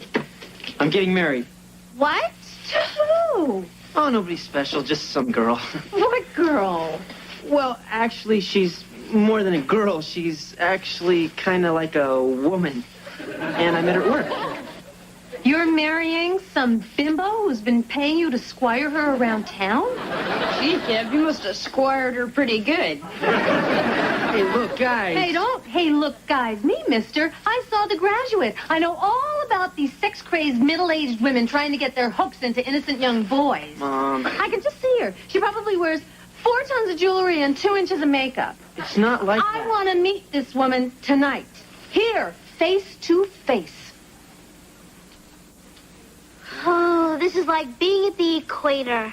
Yeah, it must be almost 65 degrees in here. Get too comfortable.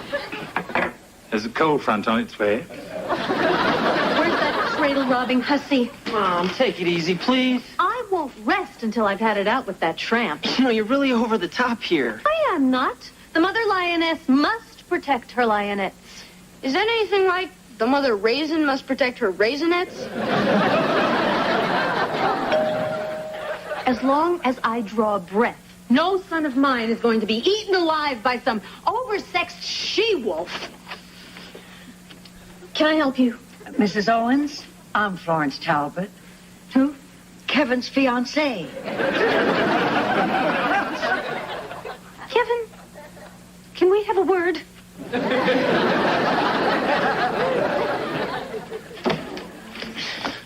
All right, young man, what is going on?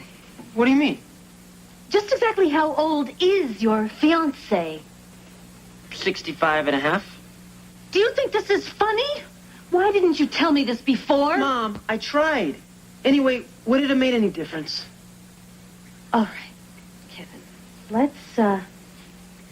Let's try to discuss this reasonably. Okay. You think you want to marry this Florence person. Just tell me why. She loves me. Oh, come on, Kevin. The woman is 3 times your age. It's got to be more to it than that. Maybe.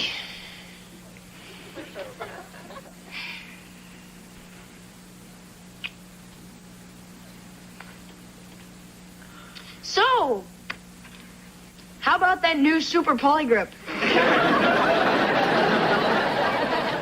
Are you and Kevin planning on having kids right away?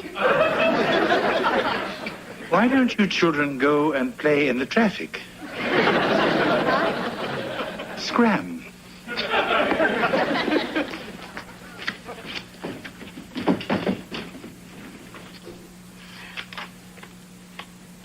What do you think they're talking about in there? Oh, baseball, the weather, the total implausibility of a marriage between a 20-year-old boy and a woman who's old enough to know better. You don't mince words, do you? Not where Kevin is concerned. You know, it occurs to me that I really didn't think this thing through. Well, if it's any consolation to you, I don't think Kevin did either. Look, Kevin, I'm sure that Florence is a very nice person, but she's nearly 70 years old. You've got your whole life in front of you. What about your future? What future? I mean, let's face it, Mom. I'm an ordinary guy. I studied my butt off at school, and I still have a C average. So? So the woman is worth $7 million. I mean, what am I ever going to do in life that's going to top that?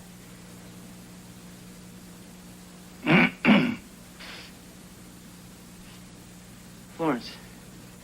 I think I've created enough trouble tonight. I'd better be going. Oh, no, actually, we were just leaving.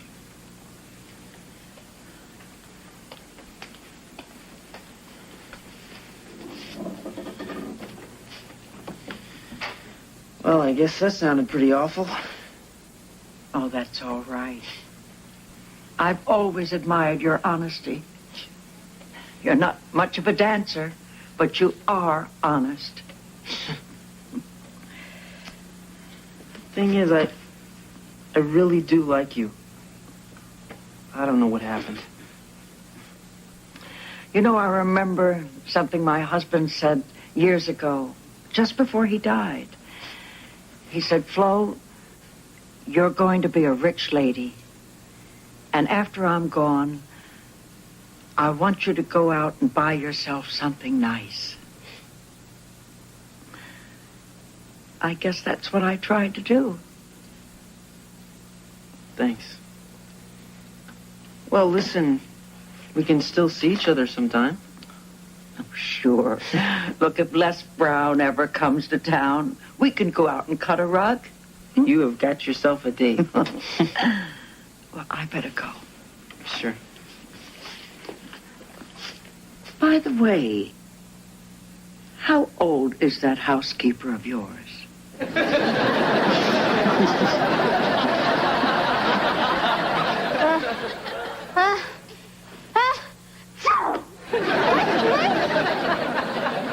It's here, everybody. The heating bill's finally here. Oh, great. Let's see if all this misery is paid off.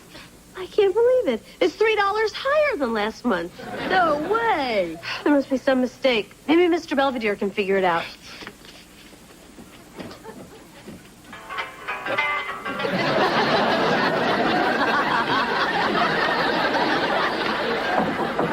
Mr. Belvedere! Mr. Belvedere, open up! Mr. Belvedere! You cheater! Hello. My time. Who's all that junk you told us about suffering through World War II? I did. Once. I'd be crazy to do it again. I'm sure you can see the humor in all this. Besides, think how all this privation has brought you together. Perhaps I better go and see if George needs a little company at Red Square. Dusk for done, eh?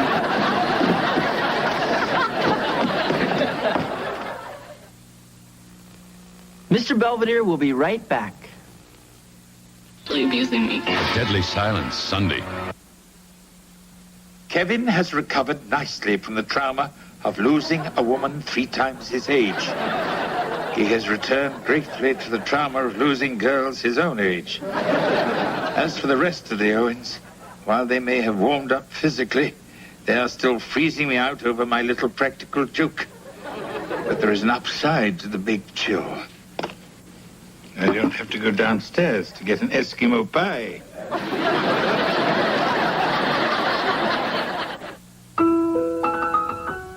I'm Ted Koppel. Later on Nightline, it's Charlie Chaplin's 100th birthday this Sunday, and there'll be special commemorations around the world. We'll celebrate tonight.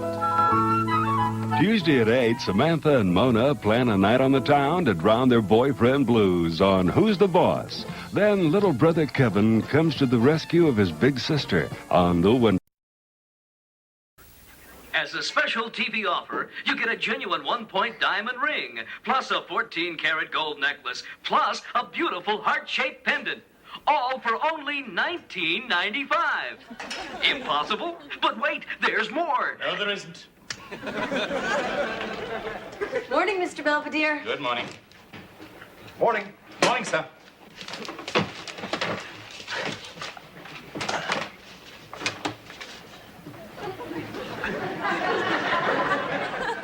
So, anybody seen my fork?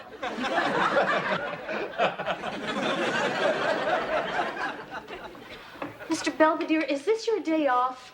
Oh, no, ma'am. Is there anything you'd like? Yeah, breakfast. Oh, I haven't even begun to prepare it. I presumed you'd eat when you got home. From where? Services. Services? Who died? George, it's Sunday. Yeah. Oh. I am sorry. In tidying up the drawers, I came across a church bulletin from your Good Shepherd of Beaver Falls, and I assumed. Oh, and we do go. It's just that, We're not fanatics about it. I see. It's just that with things being so crazy the past couple of months, we haven't gone as frequently as we should. Perfectly understandable. But now that you're here and we have the time, there's really no reason why we shouldn't go. Right, honey? It's Sunday. Sun's out. I got your clubs, Dad. Where do you want me to stick them?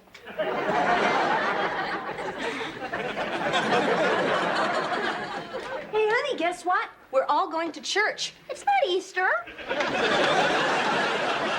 Again, I apologize for the misunderstanding. Uh-huh. It's just that I've only been here a few days and I haven't quite gotten used to your routine. Hey, it's okay. We didn't have any plans anyway. Well, have a good worship. Thanks. Say a little prayer for me. I will.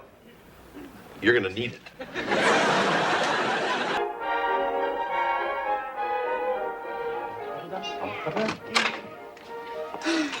He is such an embarrassment. I think I'm aware of that. Hey, don't worry about it, partner. Anybody could have spilled that collection plate. Down some lady's dress. That was great. There must have been over $20 worth of change in there. I'm gonna change. Never seen a fat broad jump like that.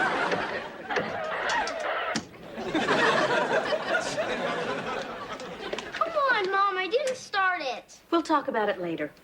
Mr. Belvedere, all I did was ask where there weren't any dinosaurs on Noah's Ark. I wondered that myself. Yeah, well, this kid in the next pew starts laughing at me. I don't care what he did. You don't hit someone over the head with a hymnal. I was blessing him. Regardless, breakfast will be ready in 15 minutes. Thank you. Hey, come on, champ. Let's get out of these monkey suits and go out and fire the old football around. Pop Warner's coming up. Sure, Dad. I'll be right there. Atta baby.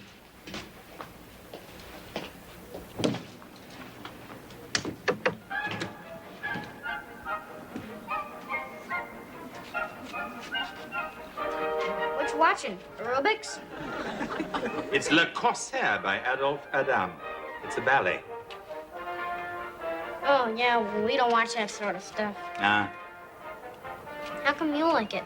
the same reason your father likes watching his sporting events. It's fast-paced, colorful, emotionally engaging, and there aren't any beer commercials. They're just dancing. Hey, look at that guy jump. He looks like Dr. J. That guy is Lieutenant Birbanto, and the jump is called a cabrio. It's a very difficult maneuver. Yeah, well, if he's so great, why isn't he with the Celtics? Because he chose to dance. It requires the same skill, stamina, and strength as any of your professional sports. Wow, look at him spin around. That is called a pirouette. Think I could do something like that? I don't see any reason why not. If you were to practice and have discipline, you could be on your toes in no time. Oh, yeah? Whoa, now he's sliding across the floor. What's that called? A mistake, Wesley. Hey, Mom, Mr. Belvedere said I could learn ballet. Hey, Brancho, what's the holdup? Come on, Dad. Baby, that kid's a natural. Heather, Yeah, Mom? I'm going over this phone bill. Do you know anything about that 1-900 number? Yeah, it's a Duran Duran hotline. What about it? Well, you must have called it 15 times. That's almost $10. I thought it was free. Well, it isn't, and I think that $10 may just come out of your allowance, young lady. But I need that money for birth control. I'm kidding. Mom, I'm kidding. Really? God, she's so tense. Me and Baryshnikov are home. Hi, Mom. How was class, honey? Oh, great. We learned a lot of neat new stuff. I hope you're minding your pliés and jetés. Yeah, I can do all that stuff. By the way, we're gonna get to see it Friday night. We are? Yeah, they're having a recital, and I'm in it. Oh, my. Guess you're gonna have to tell Dad now, huh? Possibly. Come on, Mom. He still thinks I'm playing football. You can't keep lying to him. I'm not lying. Your mother is simply telling your father a slightly edited version of a small part of the approximate truth. Yeah, well, it's making me crazy. Dad keeps asking me, is he looking good out there? Is he rushing? Is he blitzing? I'm getting an ulcer. Yeah. Remember the time Dad got home before we did? I had to stay outside and roll around in the dirt. Look, honey, you know Dad. Sports mean everything to him. He played them all through school. He writes about them for a living. He just has a hard time dealing with anything that isn't athletic. I'm athletic. Oh, yes, I know. I didn't mean athletic in the athletic sense. I meant athletic more in the, Cro-Magnon sense? But the point is, we are going to tell him. Promise? Dad's home. I'm home. Ballet slippers. Give me those. Hi, gang. Oh, hi, honey. Hi, Dad. Hey, Wes. Look what I got for you. Great.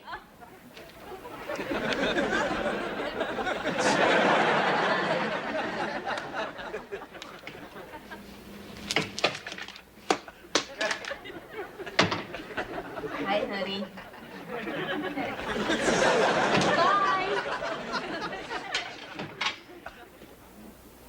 You're going to have to tell him sometime. I know.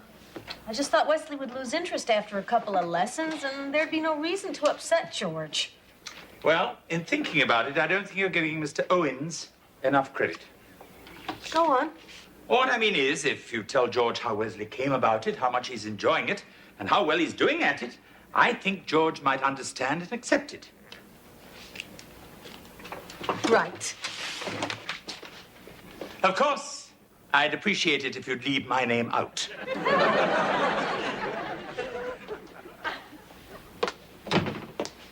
You guys seen your father? Well, I think he's upstairs. Want me to go get him? Oh, no.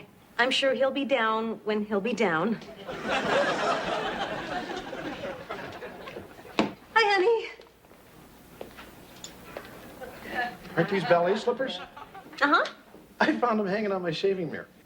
I didn't do it. You mean they're not yours? Sure they are. Yeah, they really are, Dad. I mean, you don't even have to ask her to try them on or anything. George, they're not Heather's. Whose are they? Hey, Dad. Hey, Wes. I think you can tell him now.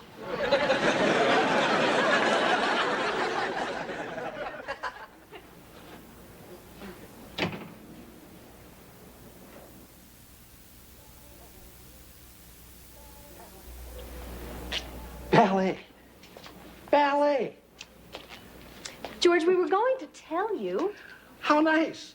So how long has he been taking ballet? Oh, not even much more than a month. A month. So all this time, when I thought he was out playing football, he's been doing twirls down at the tutu farm. Stupid old dad.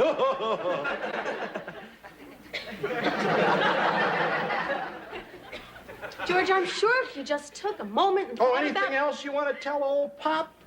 Huh? Heather's still in school? Hey, Kevin, you married or anything? Got any kids?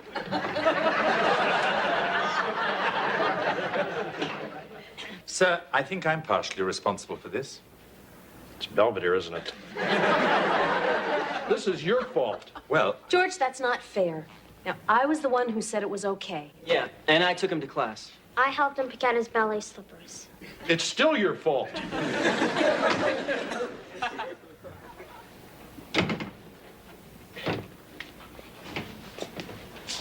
Is everything okay? Sure, pal. So, I see you traded in your spikes for a pair of toe shoes. Yeah, I'm getting pretty good. Yeah, I bet you are. Then you're coming Friday night? Heck yeah, I wouldn't miss it for the world. Great! What the hell is Friday night?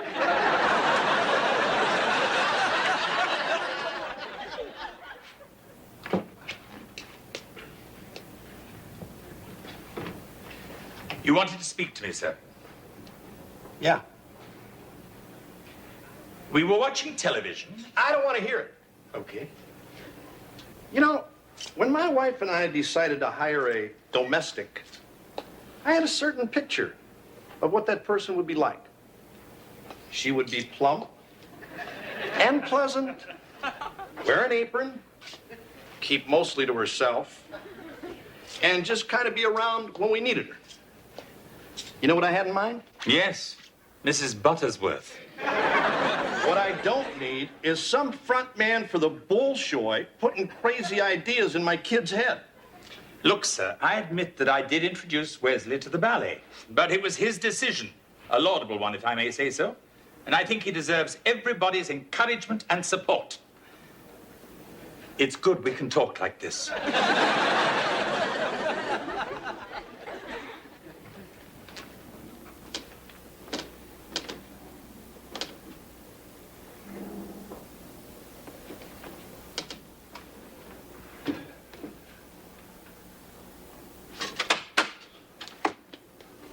Come on, Dad. We're gonna miss the recital. Everybody's waiting. In a minute. Dad, that clock doesn't even work. It doesn't?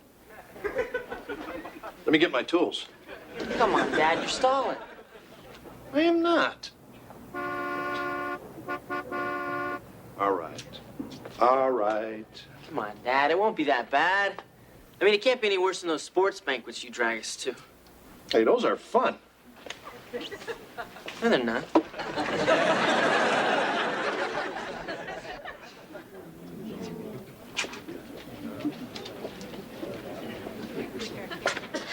Boy, I can't believe we made it. Yeah. Dad must have stopped for gas 3 times. Come along, sir. We must keep up. I'm coming. I don't know what the big hurry is. I'm glad you made it. I was getting worried. We're here. Wesley's very excited. Yeah. Well, it's going to start in a couple of minutes. I saved us some seats down front. Great. I'm gonna go get some. Would you like some tropical punch? Got anything harder? Brownies.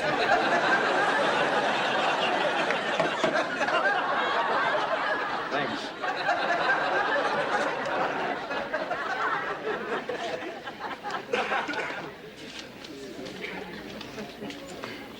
Excuse me. Yeah.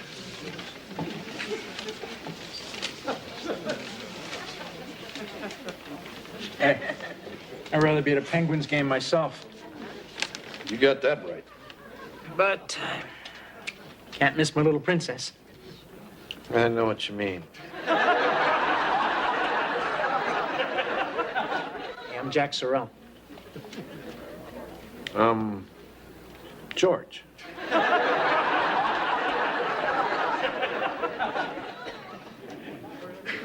So how about your daughter? Huh? Well, she must be pretty excited. Yeah, she is. Shh. It's starting.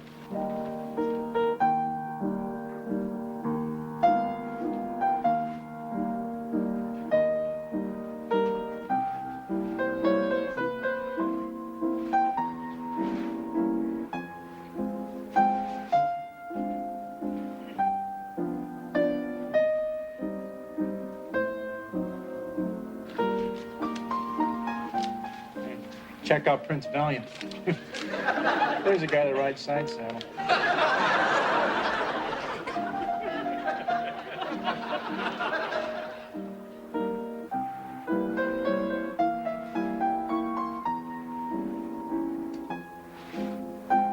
All right. This guy's putting the make on her. I really believe that. Shh.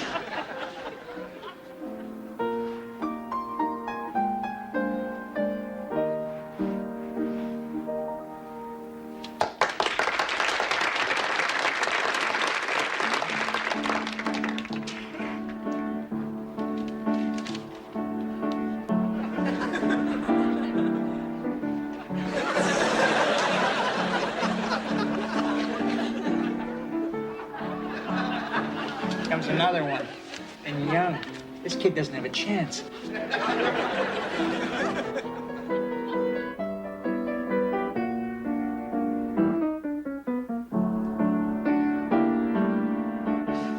Which one's yours? One of those over there. My Cindy's the one next to Tinkerbell. Kid.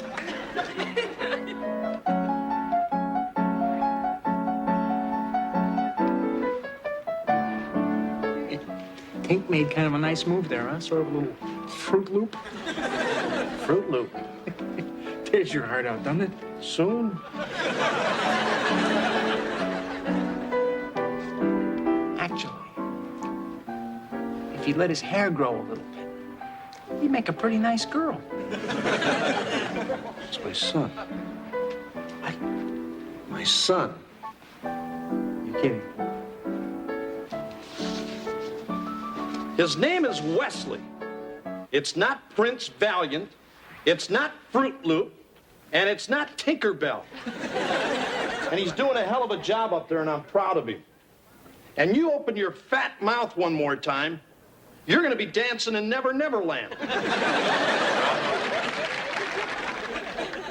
I'm sorry, folks. You kids keep going.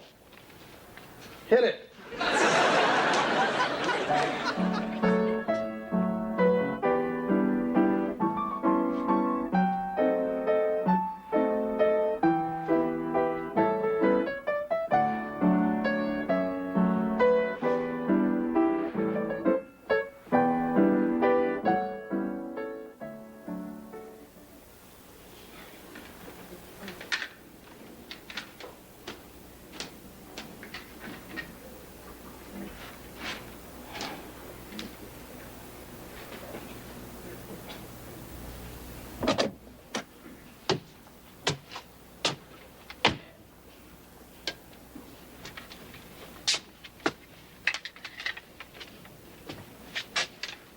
Sorry, guys.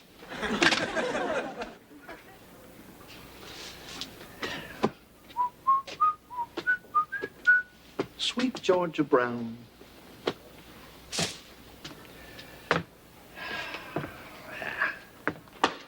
Take me out to the ball game. Take me out to the crowd.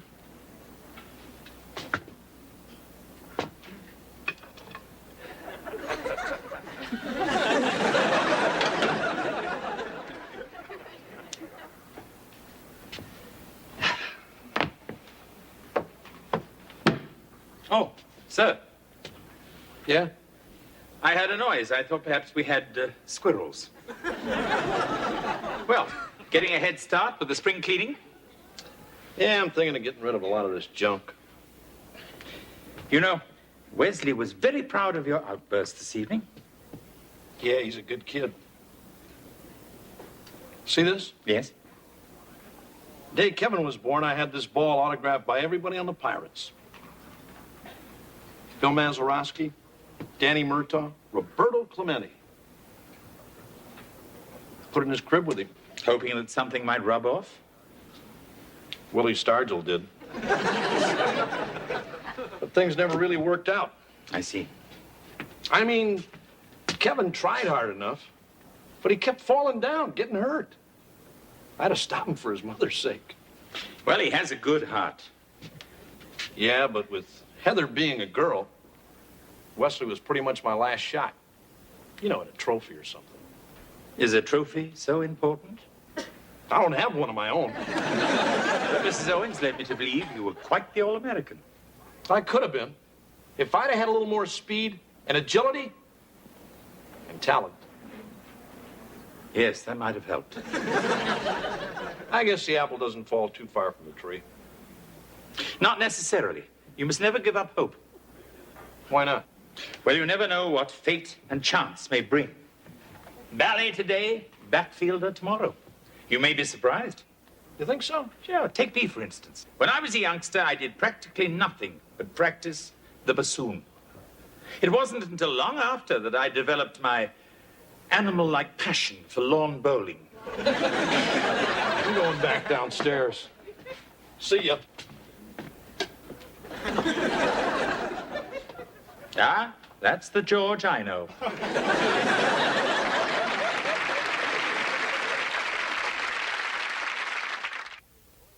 At any rate, the boy seems to be progressing quite well with his lessons, and even George is taking a more active interest.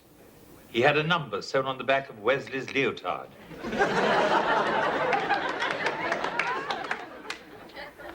Oh, a footnote. The events of the last few days have reawakened in me an interest I thought I'd long since forgotten.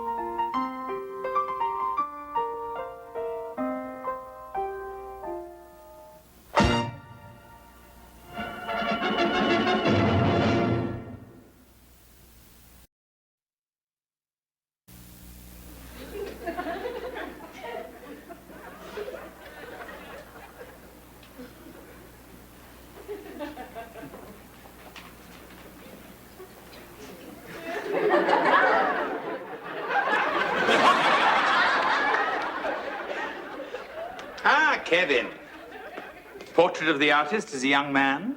No, portrait of a young man flunking art. Oh. I'm trying to do Prince Charles, but... Really? Well, you certainly seem to have captured something of him. Why did I take this class? Because art is a wonderful opportunity for self-expression. Yeah, well, I can't do this junk. Oh, now, Kevin, look. Start with the eyes. They are the mirror of the soul. Now, look. A little indentation here, another little one there, then some contour with the thumbnail, and voila. Hey, that's pretty good. You've done this before, right? Once or twice. But the point is, in art, as in every creative endeavor, one must deal from personal experience. Oh, yeah? Sculpt somebody you know, somebody you have a feeling for, an attitude about. Hey, that's a good idea. I'm gonna go look around. Thanks.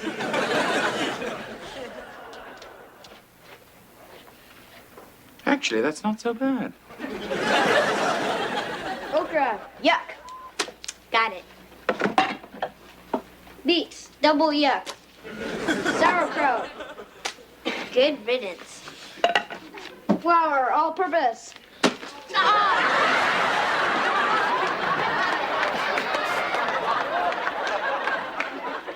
Leslie, you little monster. I didn't know it was open.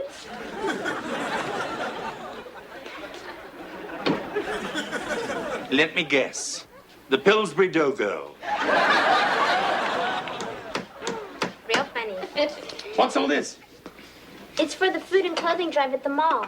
Yeah, we're getting rid of all our junk food. So I see.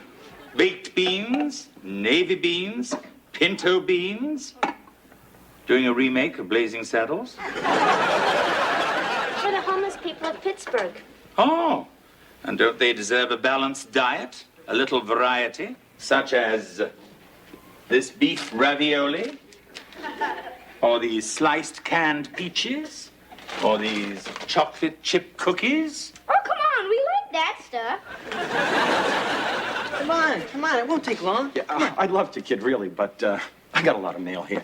Oh, but your head, your face, they look so simple. Thanks for the compliment. Hey, wait up! Of course I'm happy you got the interview. It's not just an interview, it's an interview with Peter Uberoff, the genius behind the Olympic Games, commissioner of baseball, Times Man of the Year. But it's Saturday. And we hardly see each other as it is. I know. Hey, what are you doing with my SpaghettiOs? Giving them away. What is all this stuff? It's for the food drive. Oh, right. Yeah, this is all for the homeless people of Pittsburgh. Homeless? They can't even heat this stuff. Dad. Well, why don't we just unload the okra like we did last year? Because, as Jack London stated, a bone to the dog is not charity. Charity is a bone shared with the dog, when you are just as hungry as the dog. Dad, what Mr. Belvedere's saying is if what you give doesn't mean anything to you, then it doesn't mean anything. Yeah. Well, I think it's a lovely sentiment, and I'm really happy to see you kids getting involved. Come on, Wes, let's get this stuff out of here. Angela's mom should be here soon. That's the spirit. Hey! That's my old varsity sweater. So? I love this sweater. Mr. Belvedere says we should sacrifice.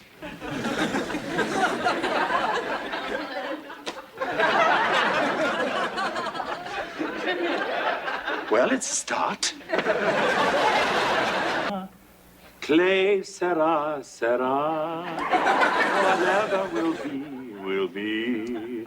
Da da dee dee dee. La da da da dee. Mommy, come on. It's okay. Come on. This is the living room. Hello, children. Hi. Hello. And you are? She's a bag lady. Thank you, Wesley. She lives at the mall, at least until it closes. Then she lives outside the mall. Yeah, in a cardboard box. Split level or colonial? Hey, Mom. Hi, Mom. Oh.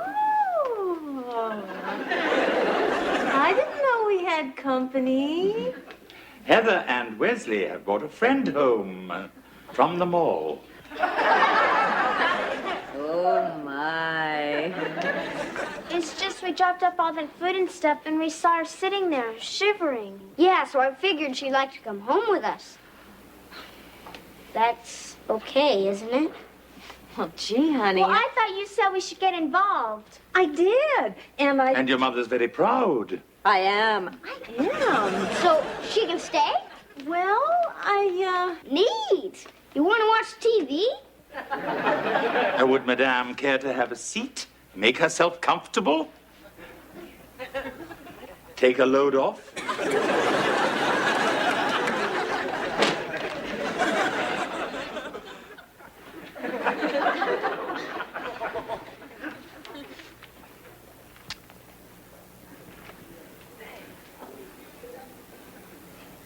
Okay, give me all your 9s. Come on, you gotta have 9s. I asked for everything else.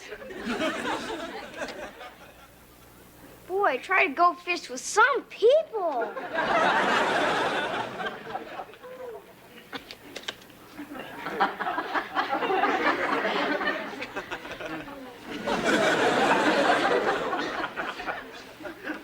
Well, I don't care what you say. We've got a person in need here. I think your attitude stinks. Who is that? A recording. That's giving them what for?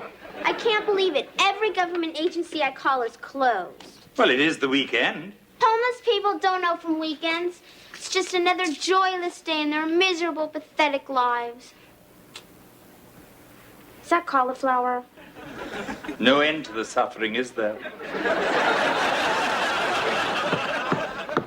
Okay, Owen is bringing it down quick. He's setting up the pattern.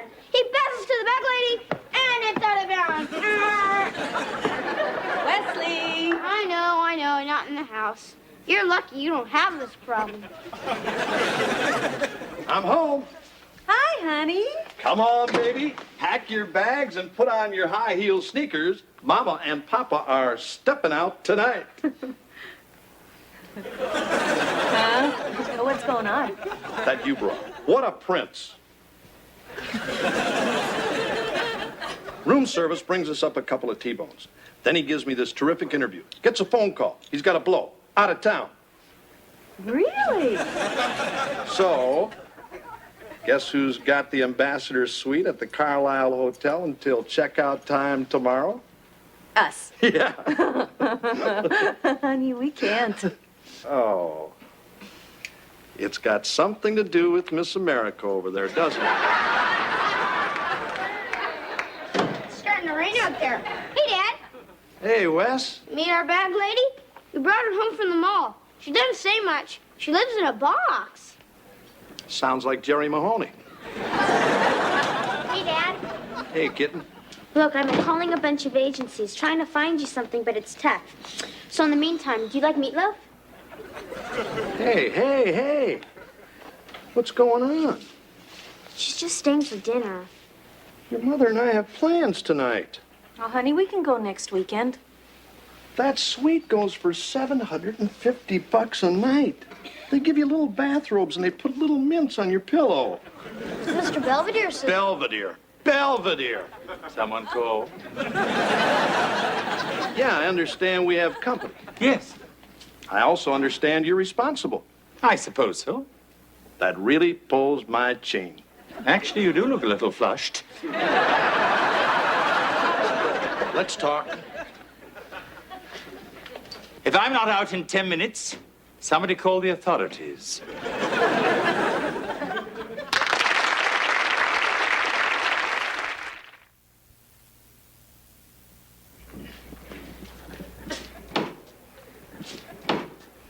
That isn't rinsed yet.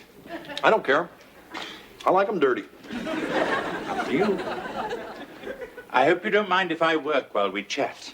I have dinner to prepare. Have at it. Thing is,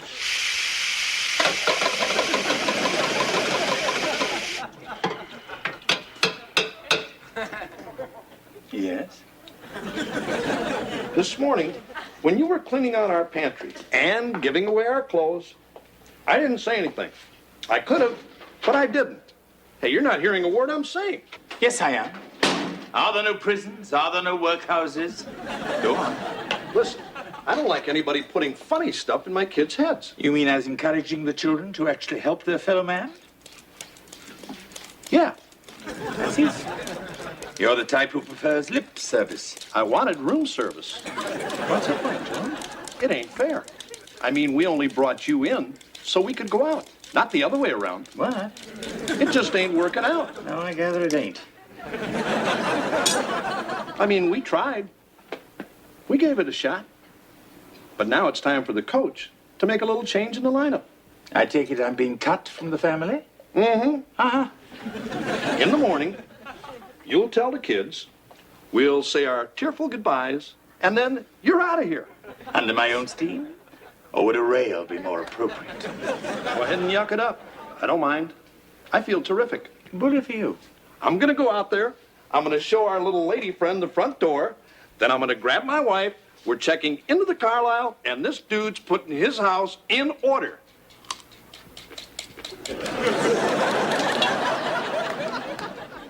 Here, I think this one might fit. Hey, that's Dad's. So? Nothing. Wes, Heather, now for just one. Oh, man, she's wearing my sweater.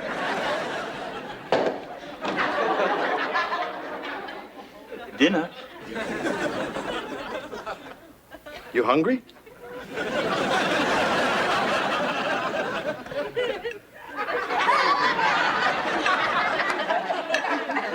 Wow, she's better than a garbage disposal.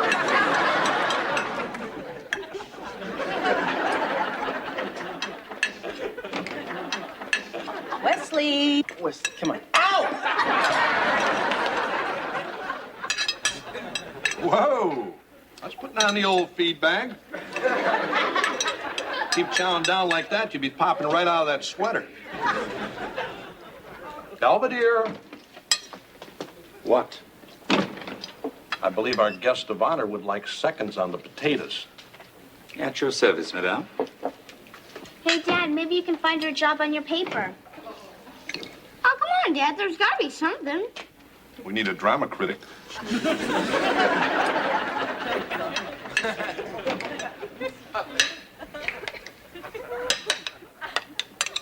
Hey. Toss some of those spuds my way.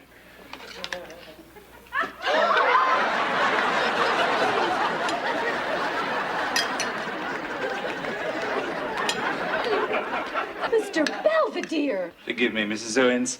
Sometimes my arthritis flares up in the rain. Oh. Gravy?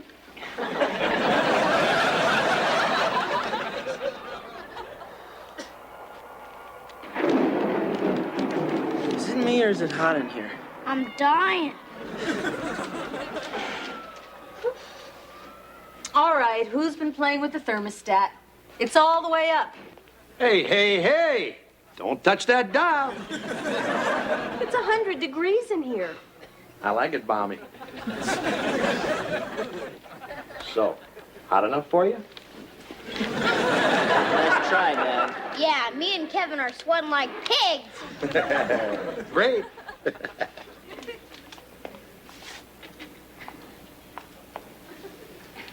So how about trading for a nice tea set? You can play house. George, what are you doing? Nothing. Forgive the intrusion, but is Madame Lafarge spending the night? Oh, no. I mean, yes. I don't know. George? Sleep in the nude? I'll prepare the guest room. But, Mr. Belvedere, Yes. that's your room.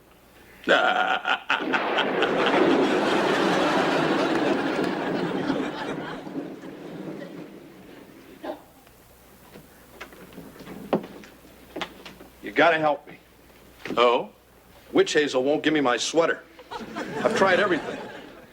Try explosives. Blow her out of it. Got any on you? Come on, you're good in these situations. I no longer have a situation. Look, it's my lucky sweater. When I met Marcia, I was wearing that sweater. When I got classified 4F, I was wearing that sweater. My first kid. All my kids. I get the point, George. Look, I just can't believe you're going to let me canning it get in the way of our friendship. What friendship? Okay, forget that. Ever heard of Robin Roberts? Used to pitch with the Phillies. Oh, please. Spent 14 seasons with the ball club. Gave him the best years of his life. And they traded him just like that, without so much as a thank you. And you know what? That day, he still went out there and pitched a 3-hitter. What do you think of that? I think you made it up. I didn't know you followed sports. Okay, I'll give it a try. Thanks. Of course, you realize I'm playing under protest.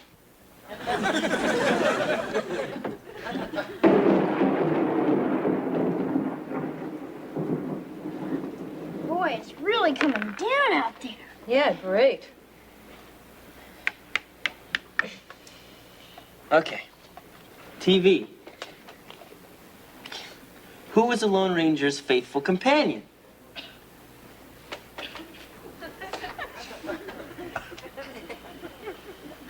It's close enough, huh? Yeah, fine. Ah, everybody seems to be having a rousing time. My, what a lovely sweater. You know, in India, when someone admires something of yours, it's customary to give it to them. So you want to play? Go ahead. I gotta go. She's talking. You're talking. Yeah. So? Well, nothing. It's just that we're a little surprised, that's all. Oh. Hey, you can't leave. Yeah, it's raining. It's okay. Hey, I found you a place. It's the old armory downtown.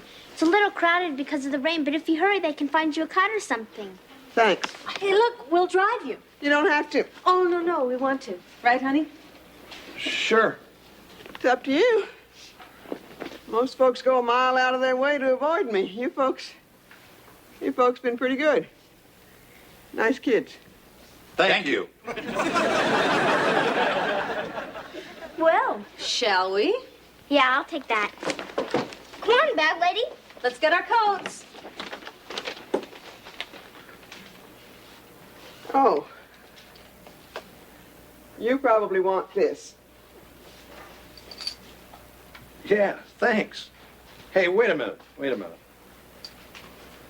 Look, tonight, you and me with the sweater and everything, I kind of, ever stayed at the Carlisle Hotel? Ambassador's Suite. It's yours till noon tomorrow.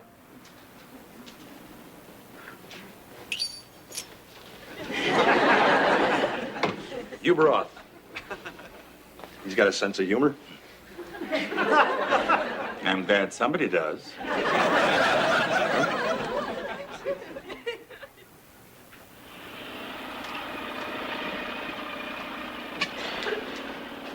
Hey, Dad.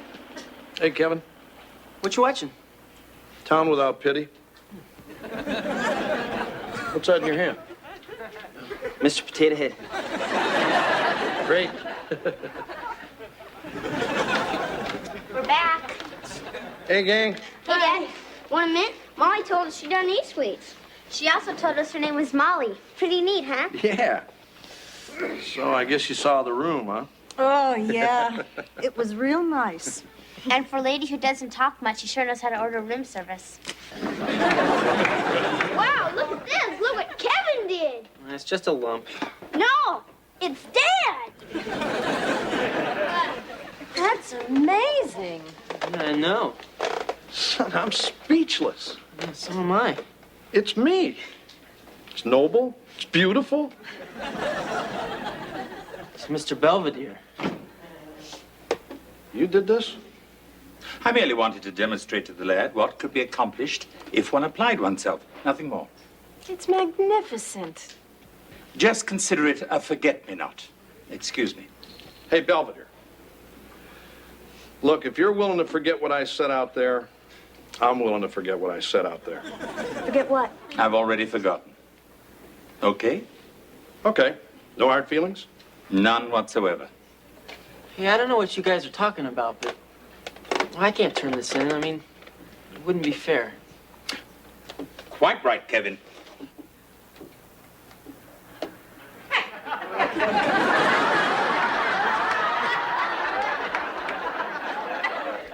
Now we start over.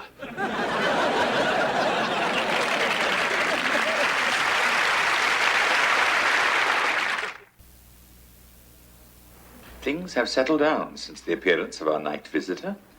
Wesley and Heather are imbued with a new sense of purpose and direction.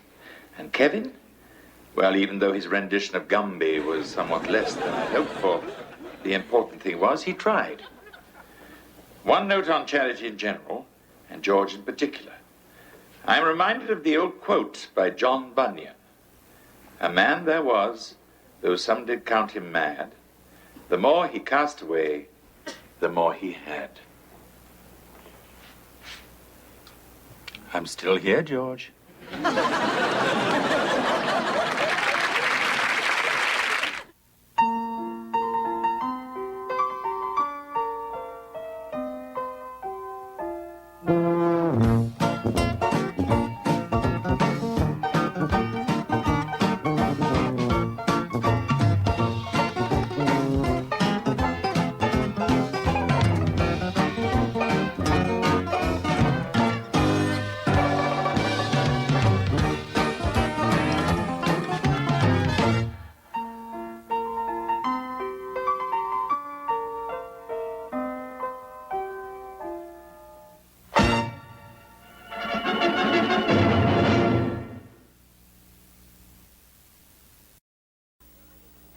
Hey, Mr. Belvedere, what do you think of this campaign slogan? You're in good hands with Heather. What are you running for? Class chiropractor? Oh, treasurer. Oh, and then I think your slogan should reflect what you'll do as treasurer. Right. What will I do?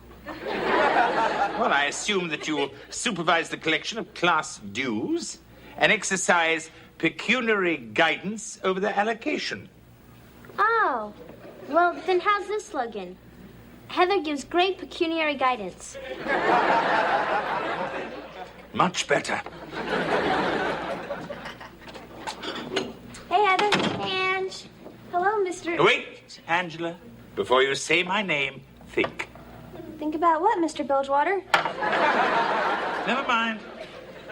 Heather, I came to ask you a favor. Will you be my campaign manager? Ooh, what are you running for? Class treasurer. But that's what I'm running for.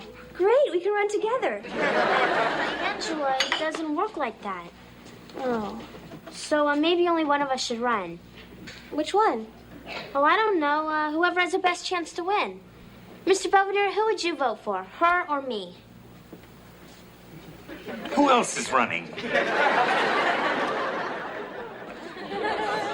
Mom, you still want this?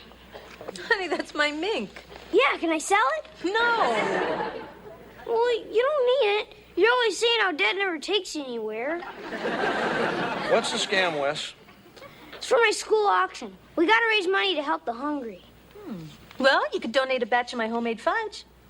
Oh, they're not that hungry. Well, we gotta come up with something. Howie Huffnagel's bringing in a color TV, and Tommy Greenberg's dad is giving away a free gynecology exam. I don't know. What do we have around here that we could give away? What about him? How about you? What about me? We could auction you off. You know, you could be somebody's butler for a day. Wesley, I don't think I like the idea of being put on a block like a prize steer. You probably wouldn't get much for him anyway, Wes. Unless you sell him by the pound. Heather, you better get ready for the auction. Oh, we're gonna stay here and work on our campaign posters. Yeah, even though we're running for the same office, we're still gonna help each other. Oh, that's very magnanimous, Angela. Sorry. Come on, Angela, we got a lot of work to do.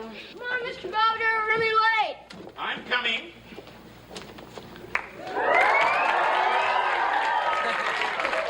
Hey, check out Jeeves here. You like it? I wore this every day during my service with the royal family. How come you never wear that around here?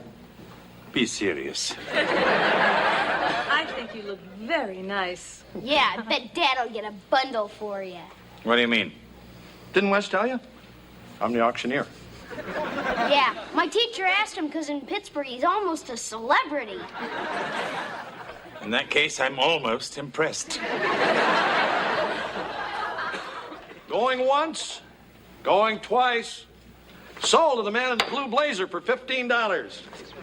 You can call Dr. Greenberg for your appointment. Have fun. Our next item, a limited edition on crushed velvet, was donated by the Steeltown Inn just before it was closed down for prostitution. Do I hear an opening bid? $10. Okay, do I hear 15? Now we're cooking 20. Did I mention the orange light up? 20, 25.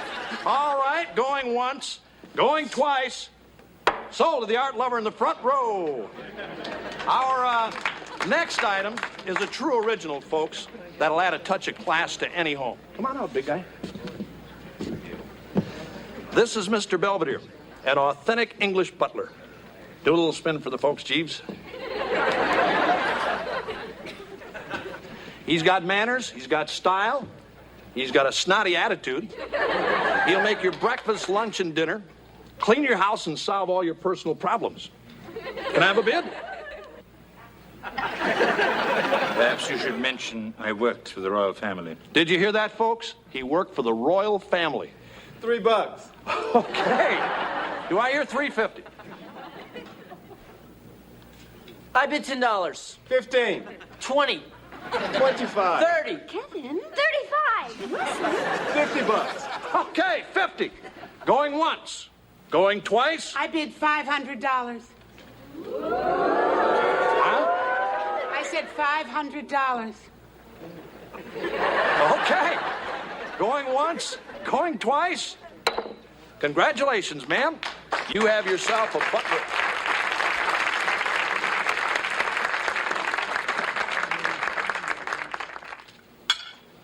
The eggs were delicious. Thank you, madam.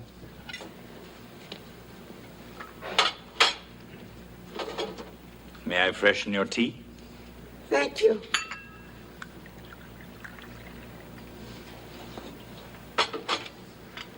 May I spread madam's marmalade?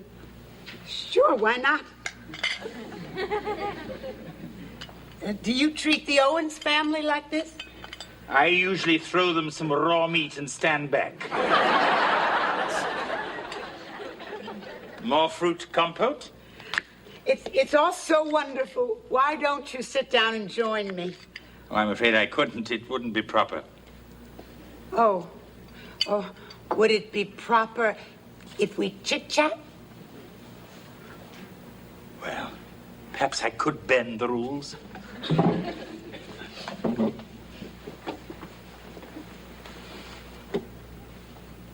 I don't know what to say. I never talked to a butler before. Well, perhaps madam would like to ask me about my years of service with the royal family. Not really.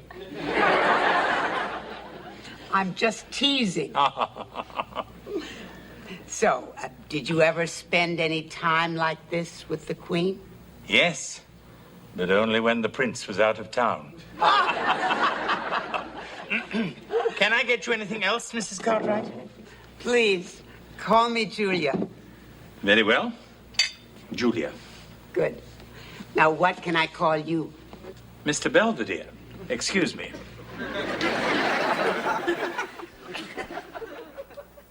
Done. Vote for Angela. Well, that's it? Well, what's your say? Vote for Heather. She's real together.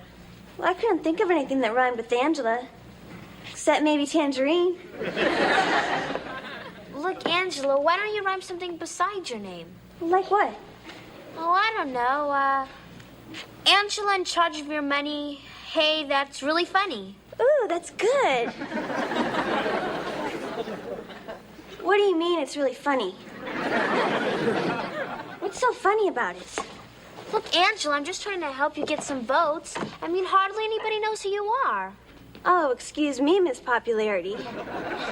Let's face it, Angela, you're the underdog. And she should know. She's a real dog. I'm getting a soda. No, thank you. Maybe she's right. Maybe I am a loser. Hey, if you want to beat Heather, all you gotta do is dig up some dirt. How am I gonna do that? Hi, honey. Hey, Marsh, what you doing? I'm just trying to figure out dinner. Now, what sounds better? Chicken croquettes with raspberry sauce or Portuguese meatloaf? Gee, honey, they both sound so good. Why don't we just order a pizza? I'm just thinking of you. You probably got a lot of studying to do. Mm-mm. For once, I'm all caught up. Great. Would you like another slice? No, thank you. But it was delicious. I certainly have enjoyed our day together. Yes, it's been a pleasure serving you. Now, is there anything else before I leave? Can I buy another hour? I'm not that kind of butler. No, I'm serious. Would you consider making this a permanent arrangement? I'm very flattered, but I'm afraid not. I'll give you twice what the Owens are paying you. That would almost be minimum wage. You wouldn't have to do much. Julia, that's very generous of you, but no. All right. But would you at least join me for a little farewell toast? I have some very nice sherry. Certainly.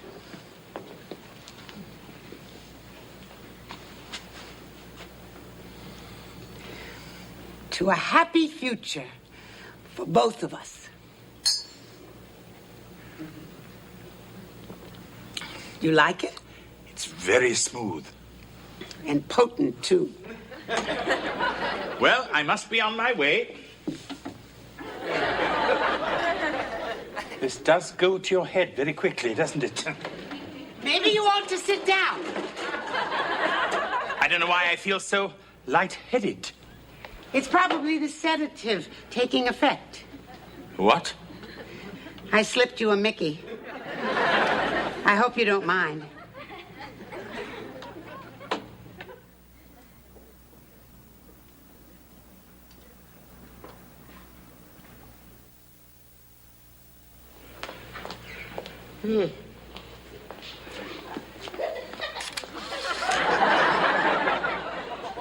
Thanks, Wes.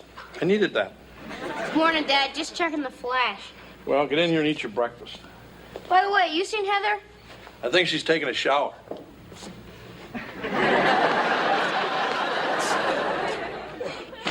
Honey, are you okay? You tossed and turned all night. Oh, I had this horrible nightmare that something was chasing me. Ooh. Probably a Portuguese meatloaf. Was it chasing you, too? Hey, where's Belvedere? Isn't he upstairs? No, I thought he'd be down here. No. Gee, I wonder where he could be. Hey, maybe he got lucky. Good morning. Rise and shine. I don't think that's possible. I'm sorry, but that's the only way I could keep you here. Julia, what do you want of me? Just some company. The ropes aren't too tight, are they? No, they're just the way I like them. Aren't we grumpy? Look, Mrs. Cartwright. Julia. Look, Julia, pardon my curiosity, but how long are you going to keep me like this? Not long. Just until you feel at home. And when I feel at home, I can leave? Why would you want to? Well, look, Julia, I'll have to be untied for a little while. I need to get cleaned up. Oh, no problem.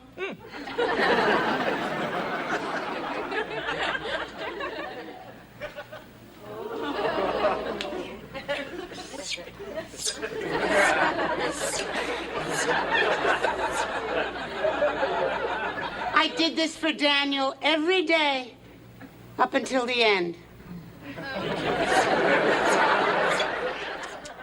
Look at this. Another hostage taken in the Middle East. What's the world coming to? Well, enough of this gloom and doom. What do you want to do now? Scratch my nose. Oh, Lynn. How about some music? I bet you didn't know I played the piano. You're full of surprises. Daniel and I had some wonderful sing-alongs.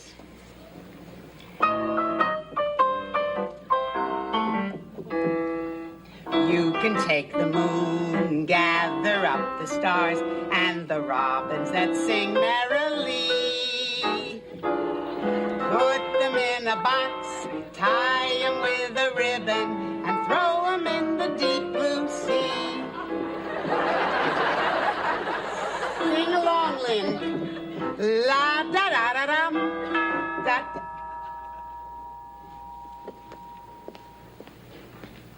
I'll get it. I'm coming. Open wide.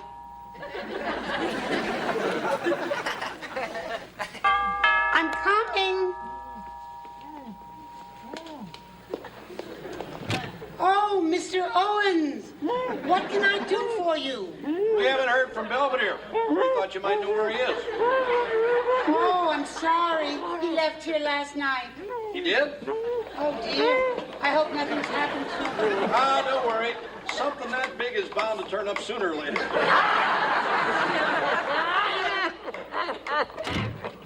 Now, where were we? Now, if you don't know the words, Lynn, hum along. You can take the moon, gather up the stars, and the rock. Wesley, I'm gonna kill you. What's the matter? What happened? Wesley took a picture of me getting out of the shower, and Angela stuck it all over the cafeteria. The naked truth about Heather Owens. Vote Angela for treasurer. It's a funny place for a mole. You are in big trouble, young man. I'm back. What happened? Belvedere's not over at Mrs. Cartwright's. Does she know where he is? Nope, she said he split last night. I wonder where he could be. I bet she did something to him. Wes. She's a real weirdo. Nobody ever goes to her house. We're even afraid to vandalize it on Halloween. Maybe we should drive around the neighborhood, see if he's at any of his favorite hangouts. Okay, but that's a lot of donut shops. Ready or not, here I come.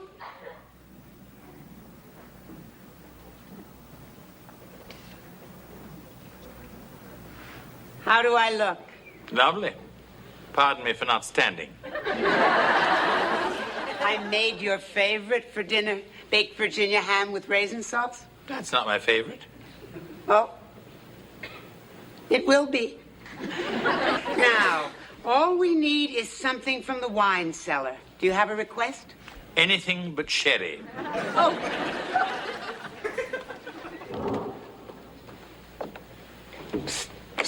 Wesley, is that you?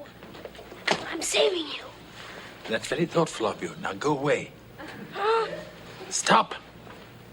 I want to be left tied up. What do you mean? You like this kind of stuff?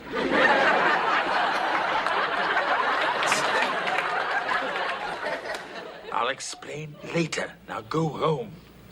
I can't. I got grounded for taking dirty pictures of Heather. I had to sneak out. If I show up without you, I'll really be in trouble. You'll be in worse trouble if you don't go. Now scat. Boy, try and rescue someone. I hope you like Bordeaux. Mm-hmm. Now, how about some atmosphere?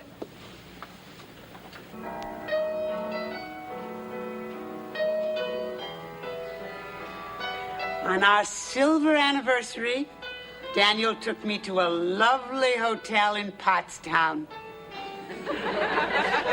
We had dinner, danced, and the band played this just for us. Then they put a spotlight on us, and everyone applauded. We were married 42 years. We never slept apart. Very few people can say that. Do you dance? Not at the moment. Daniel was a wonderful dancer. That is, until he had the stroke. then he couldn't do much of anything. I took care of him day and night, but I didn't mind. Why won't these stupid things light?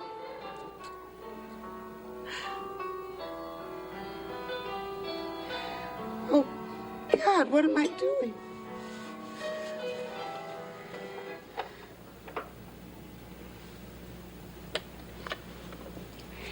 You must hate me. No, I don't. I'm sorry. I'll just untie you. That won't be necessary. You're loose. Yes. I have been for the last hour. You mean you could have walked away any time you wanted? Hmm? Why did you stay? I rather like a close shave every now and then. I bet you think I'm crazy. No. Just a little lonely. So, are you going to call the police? I think there are better people for you to talk to. Anyway, you didn't transport me across state lines. Well, I guess you'll want to be going now. No. Not yet. Why? What are you going to do? Well, at the very least, I think you owe me a dance.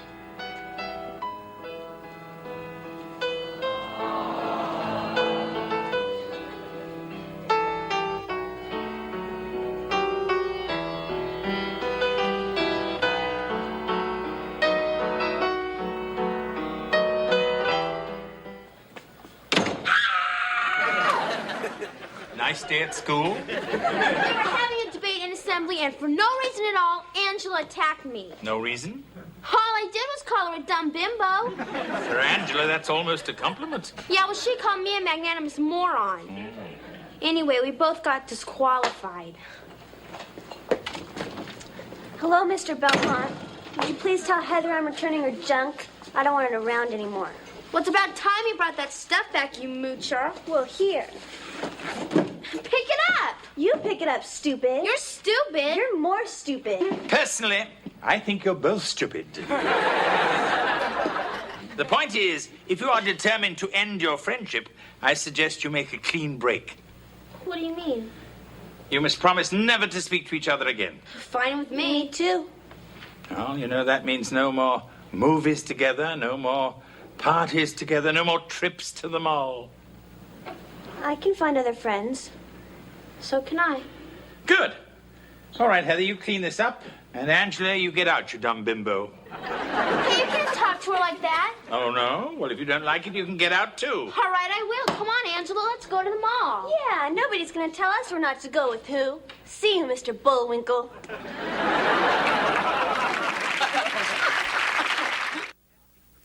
After testing the political waters and nearly drowning, Angela and Heather are inseparable once again.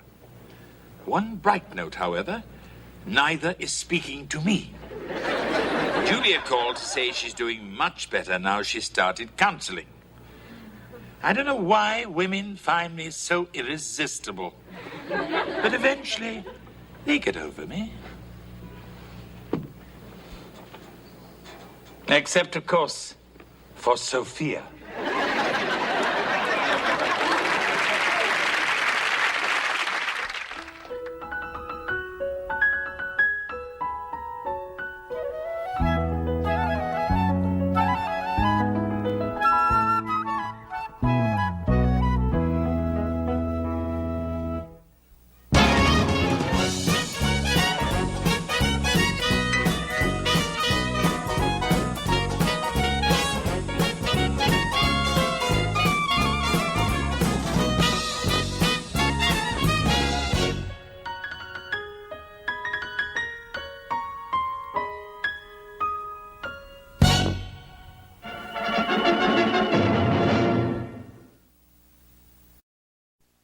Last time on Mr. Belvedere. I know. Oh, and remember the other part of our bargain. Uh-oh. That's right. No dog until you bring up your history grade, and that means getting an A on your test tomorrow. Mr. Belvedere, can I tell you something I did? I mean, just between the two of us. That depends. Is it a misdemeanor or a felony?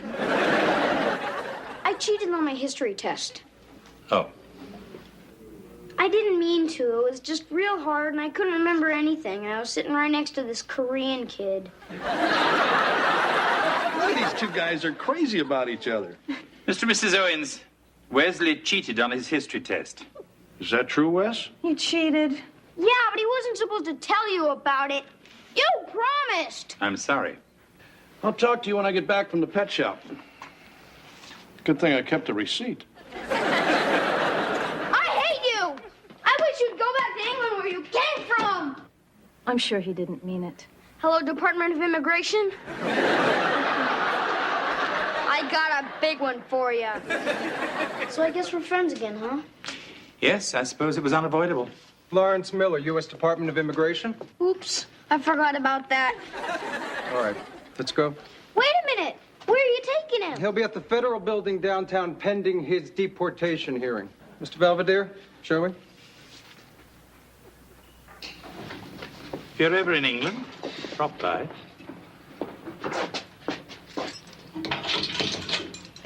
Inside. Thank you.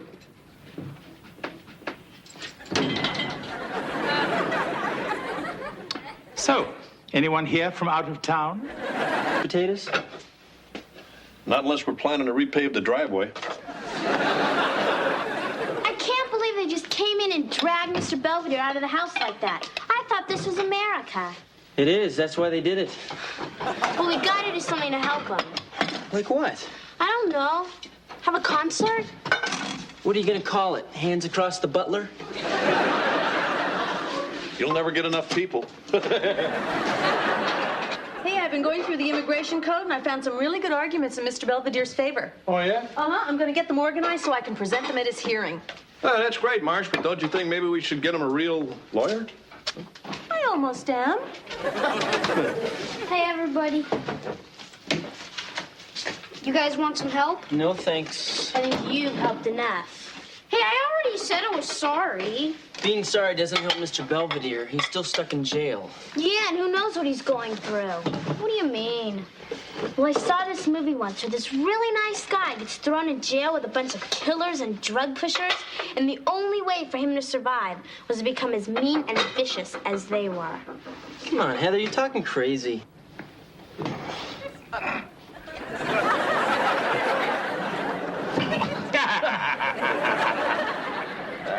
Ciao, Molita. Bow ye. You got 5 minutes. I signed you up for the chain gang. Hello, George. Hi, Mr. Belvedere. Wesley? Marcia's upstairs trying to arrange bail. I appreciate that. So you doing okay? Nobody tried any funny stuff today? I'm fine, George. It's just I kind of feel guilty about all this. Why should you? You've done nothing wrong, aside from fathering what's-his-face here. Anyway, I'm gonna go up and see how Marcia's making out. Come on, Wes. I'll catch up, okay, Dad?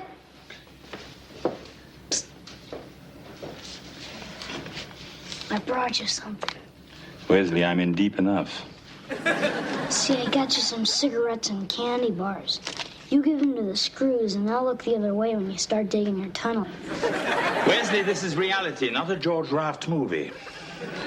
I'm just trying to help. I know. I mean, if I don't do something for you, I'm gonna feel terrible for the rest of my life. I've already got a bad stomach and diarrhea.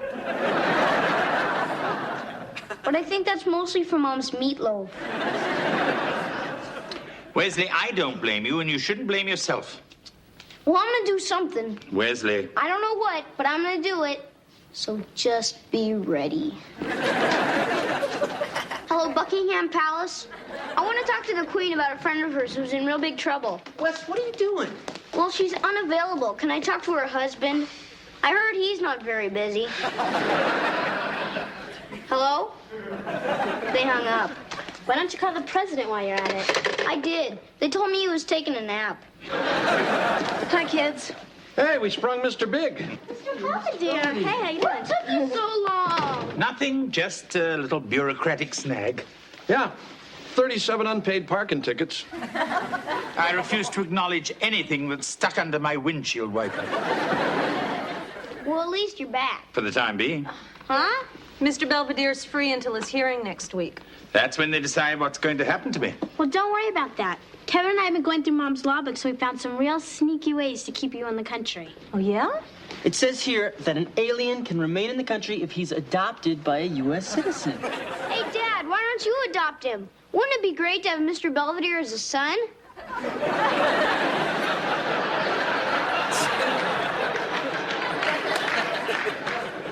Hello, Daddy.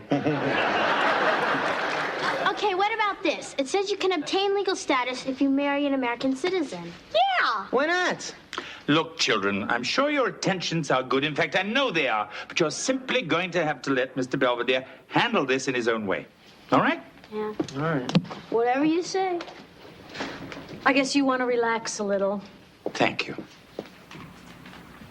And once again, I apologize. I'm sorry for all the trouble I put you to. Oh, Mr. Belvedere, it's no trouble. You're part of the family. To tell the truth, I can't picture this place without you, Belvedere. Dinner in 5 minutes. Is he staying? I thought I was. Yes, Mrs. Lucas, Mr. Belvedere will be staying for dinner. I hope there's enough. I hope so, too. I guess we didn't mention her. I guess we didn't. Hey, look, Belvedere, don't get the wrong idea. She's only temporary until you get things worked out. Yeah, I mean, you know, with us gone all day. And with you sitting in the slammer, we had to get somebody else. That's true. And I'm really not permitted to work until my status is clarified. Yeah, that's what we were thinking. No, you weren't. You were thinking maybe things wouldn't work out and maybe I'd be sent back to England. You have a perfect right to be prepared for that. We're glad you understand. I'll be in my room. Unless you've already given it to Hazel.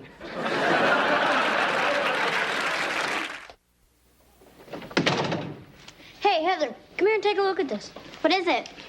You know how the law says if Mr. Belvedere marries someone, he can stay in the country? Yeah. Well, I made it this list of eligible bachelorettes. Linda Ronstadt, Sharon Glass, Diane Keaton, Lillian Gish. This magazine says that none of them have ever been married, so I bet they're real desperate. You're the one who's desperate. Hey, I already asked all the women around here. The only one who seemed interested was Grandma Huffnagel. But she wants to wait until she gets her hip replaced. Wesley, Mr. Belvedere stood right there and told us to stay out of this. He didn't mean me. Well, if this Saturday's no good, how about next Saturday? Sunday? No, that's okay. I'll try you again in 87. I just don't know what it is with her.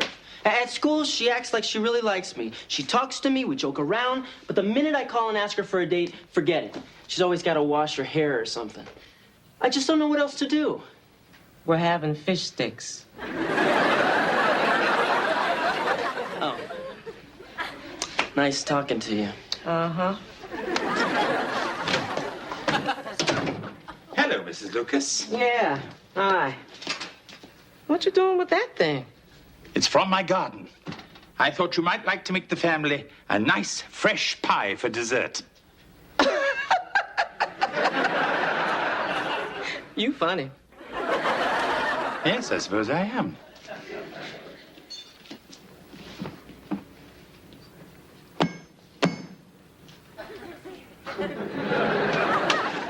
Hey, Mrs. Lucas. Hi. Hey, can I bum a cigarette off ya? Sure. I can? Hello, Heather. I think I just quit. Don't worry about her. She does things just to get a reaction. Uh-huh. Actually, the whole family is rather on the quirky side. They're not dangerous, but they do require supervision. My husband is an unemployed steelworker. My son just got out of a rehab center. And my eldest girl just ran off with a trumpet player. They're quirky, too. Wesley? You going up to your room now? Yes, Wesley. Good luck. Hi. Excuse me, I must be in the wrong room. You're Lynn, aren't you? I'm Kim. So what do you think of her? Very nice. What is she? My going away present? No, you're supposed to marry her. And she already said yes. All you got to do is ask. My basic fee is $300, but that doesn't include the photographer or the honeymoon. Excuse us a moment, would you? Sure.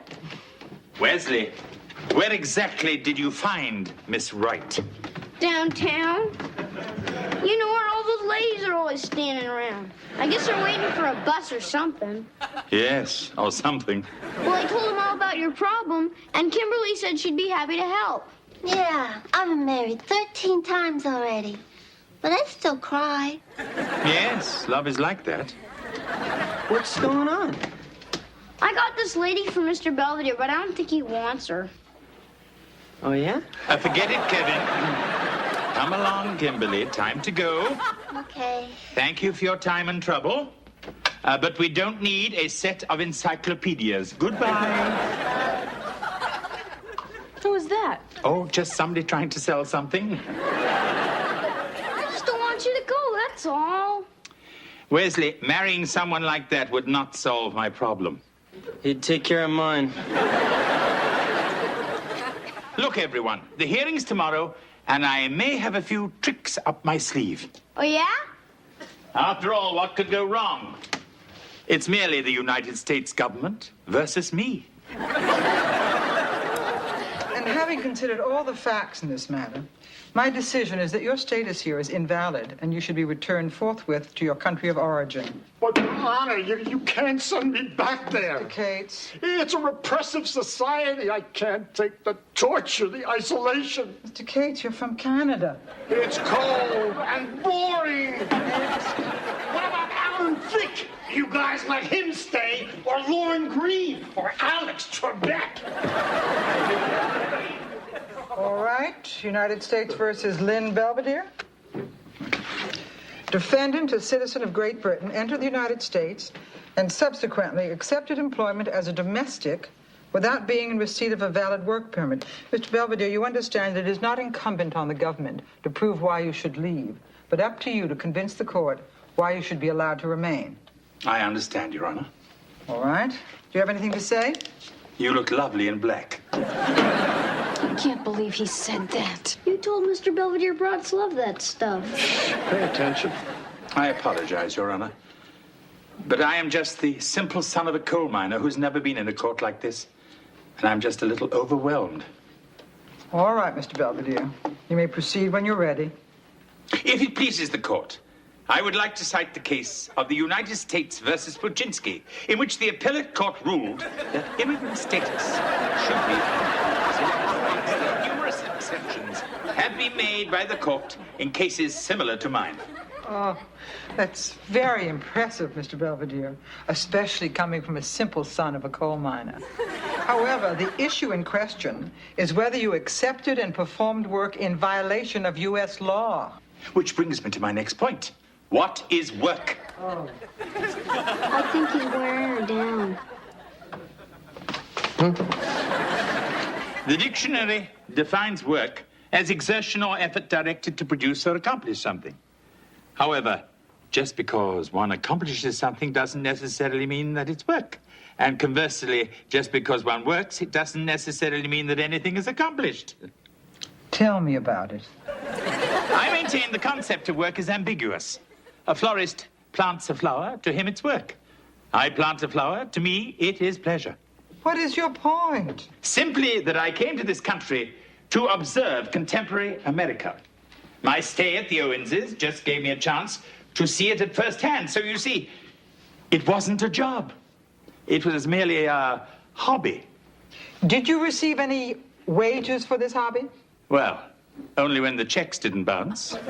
Hey, I told you not to cash them so fast. Oh. Overruled.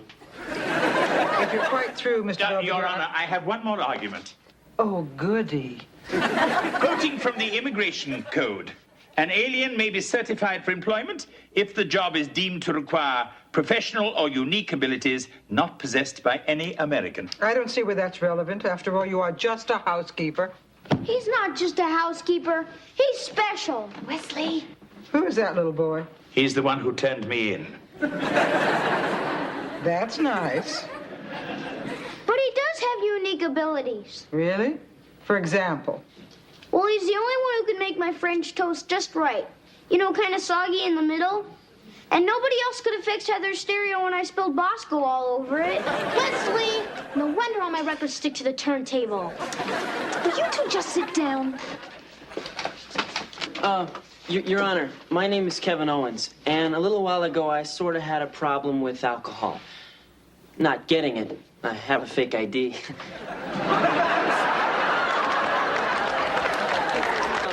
but abusing it. Anyway, Mr. Belvedere straightened me out, and he does that a lot. For all of us. See, if it wasn't for Mr. Belvedere, my brother would be in the gutter, drowning in his own barf. Will you guys knock it off? I must apologize for them, Your Honor. The mother? Afraid so. Yes, Your Honor, I am their mother, but I also happen to be studying to be an attorney. Bailiff? Yes, and I would like to cite some precedents which I feel may be germane. You can cite them after you've graduated from law school. Now just sit down. Thank you, Your Honor. Now, is there anyone I have missed? Your Honor, I'm George Owens. Oh, yes. The man who knows what broads really go for. Good ears. Anyway, I guess what everybody is trying to say is that Belvedere here is more than just a housekeeper. He's practically one of the family. And this thing about wages, hell, the way he eats, he ought to be paying us. Is my boat here yet? The point is, Belvedere's a pretty exceptional guy. And I think he deserves another shot. Yeah. Your Honor, the law states an alien may be certified for employment if the job cannot be performed by an American. Now, I ask you, Your Honor, is there anyone in this country, or anyone on the face of the earth, for that matter, who could or would want to handle a bunch like that?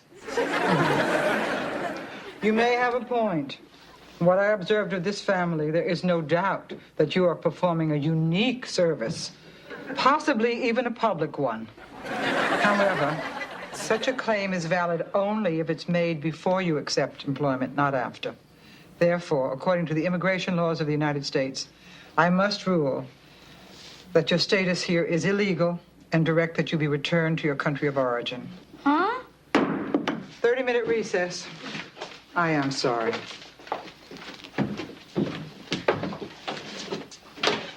Just a moment. Well, that's about it. What happened? I thought you said you knew a few tricks. Well, I am about to disappear. Anyway, I'm not one for long goodbyes. So, see you.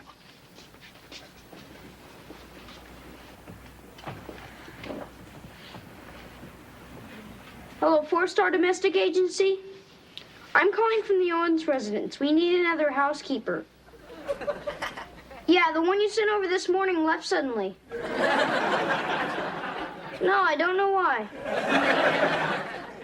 Okay, thank you. Hey, what's going on? Yeah, what happened to what's-her-name? Oh, she quit. In the middle of making dinner? In other words, it's the 5th housekeeper you've scared off in the past 3 months. Yeah, I'm getting tired of picking up after myself. Where's Helga? Isn't she with you? Yes. Well, she wasn't any good anyway. None of them are. Look, honey, You can't keep going through housekeepers like this thinking you're going to find another Mr. Belvedere because you're not. I know. All right, look, you kids go straighten up out there. Come on. And I'll see if I can whip something up for dinner. Don't worry, I'll order a pizza. Hey, look, it's starting to snow. Oh, yeah? It was snowing the first time Mr. Belvedere ever came here. Yeah, and Dad wanted to throw him back in the snow, but we wouldn't let him. Remember how he found my hamster? And Okay, before guys, that, guys, let's just get the place cleaned up, okay? Come on. I'll get it. Is this the Owens residence? Uh-huh. Mr. Belvedere! Hey, Mom, Dad! Mr. Belvedere, you're back. From the look of this room, not a moment too soon. But what happened? How'd you get back in the country? Quite legally. Through the immigration system. Well, I thought that took years. I mean, aren't there thousands of people waiting? Yes. But I took front seas. Hey, what's going on? Oh, no. All right, dinner in 20 minutes. Everybody wash up. Especially you, George. Your hands look filthy. It's good to be home.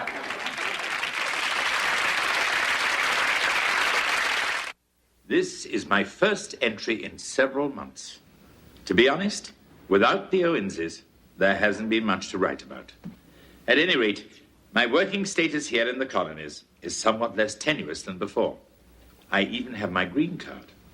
So there, Wesley. I suppose if I'm not careful, I may even wind up an American citizen.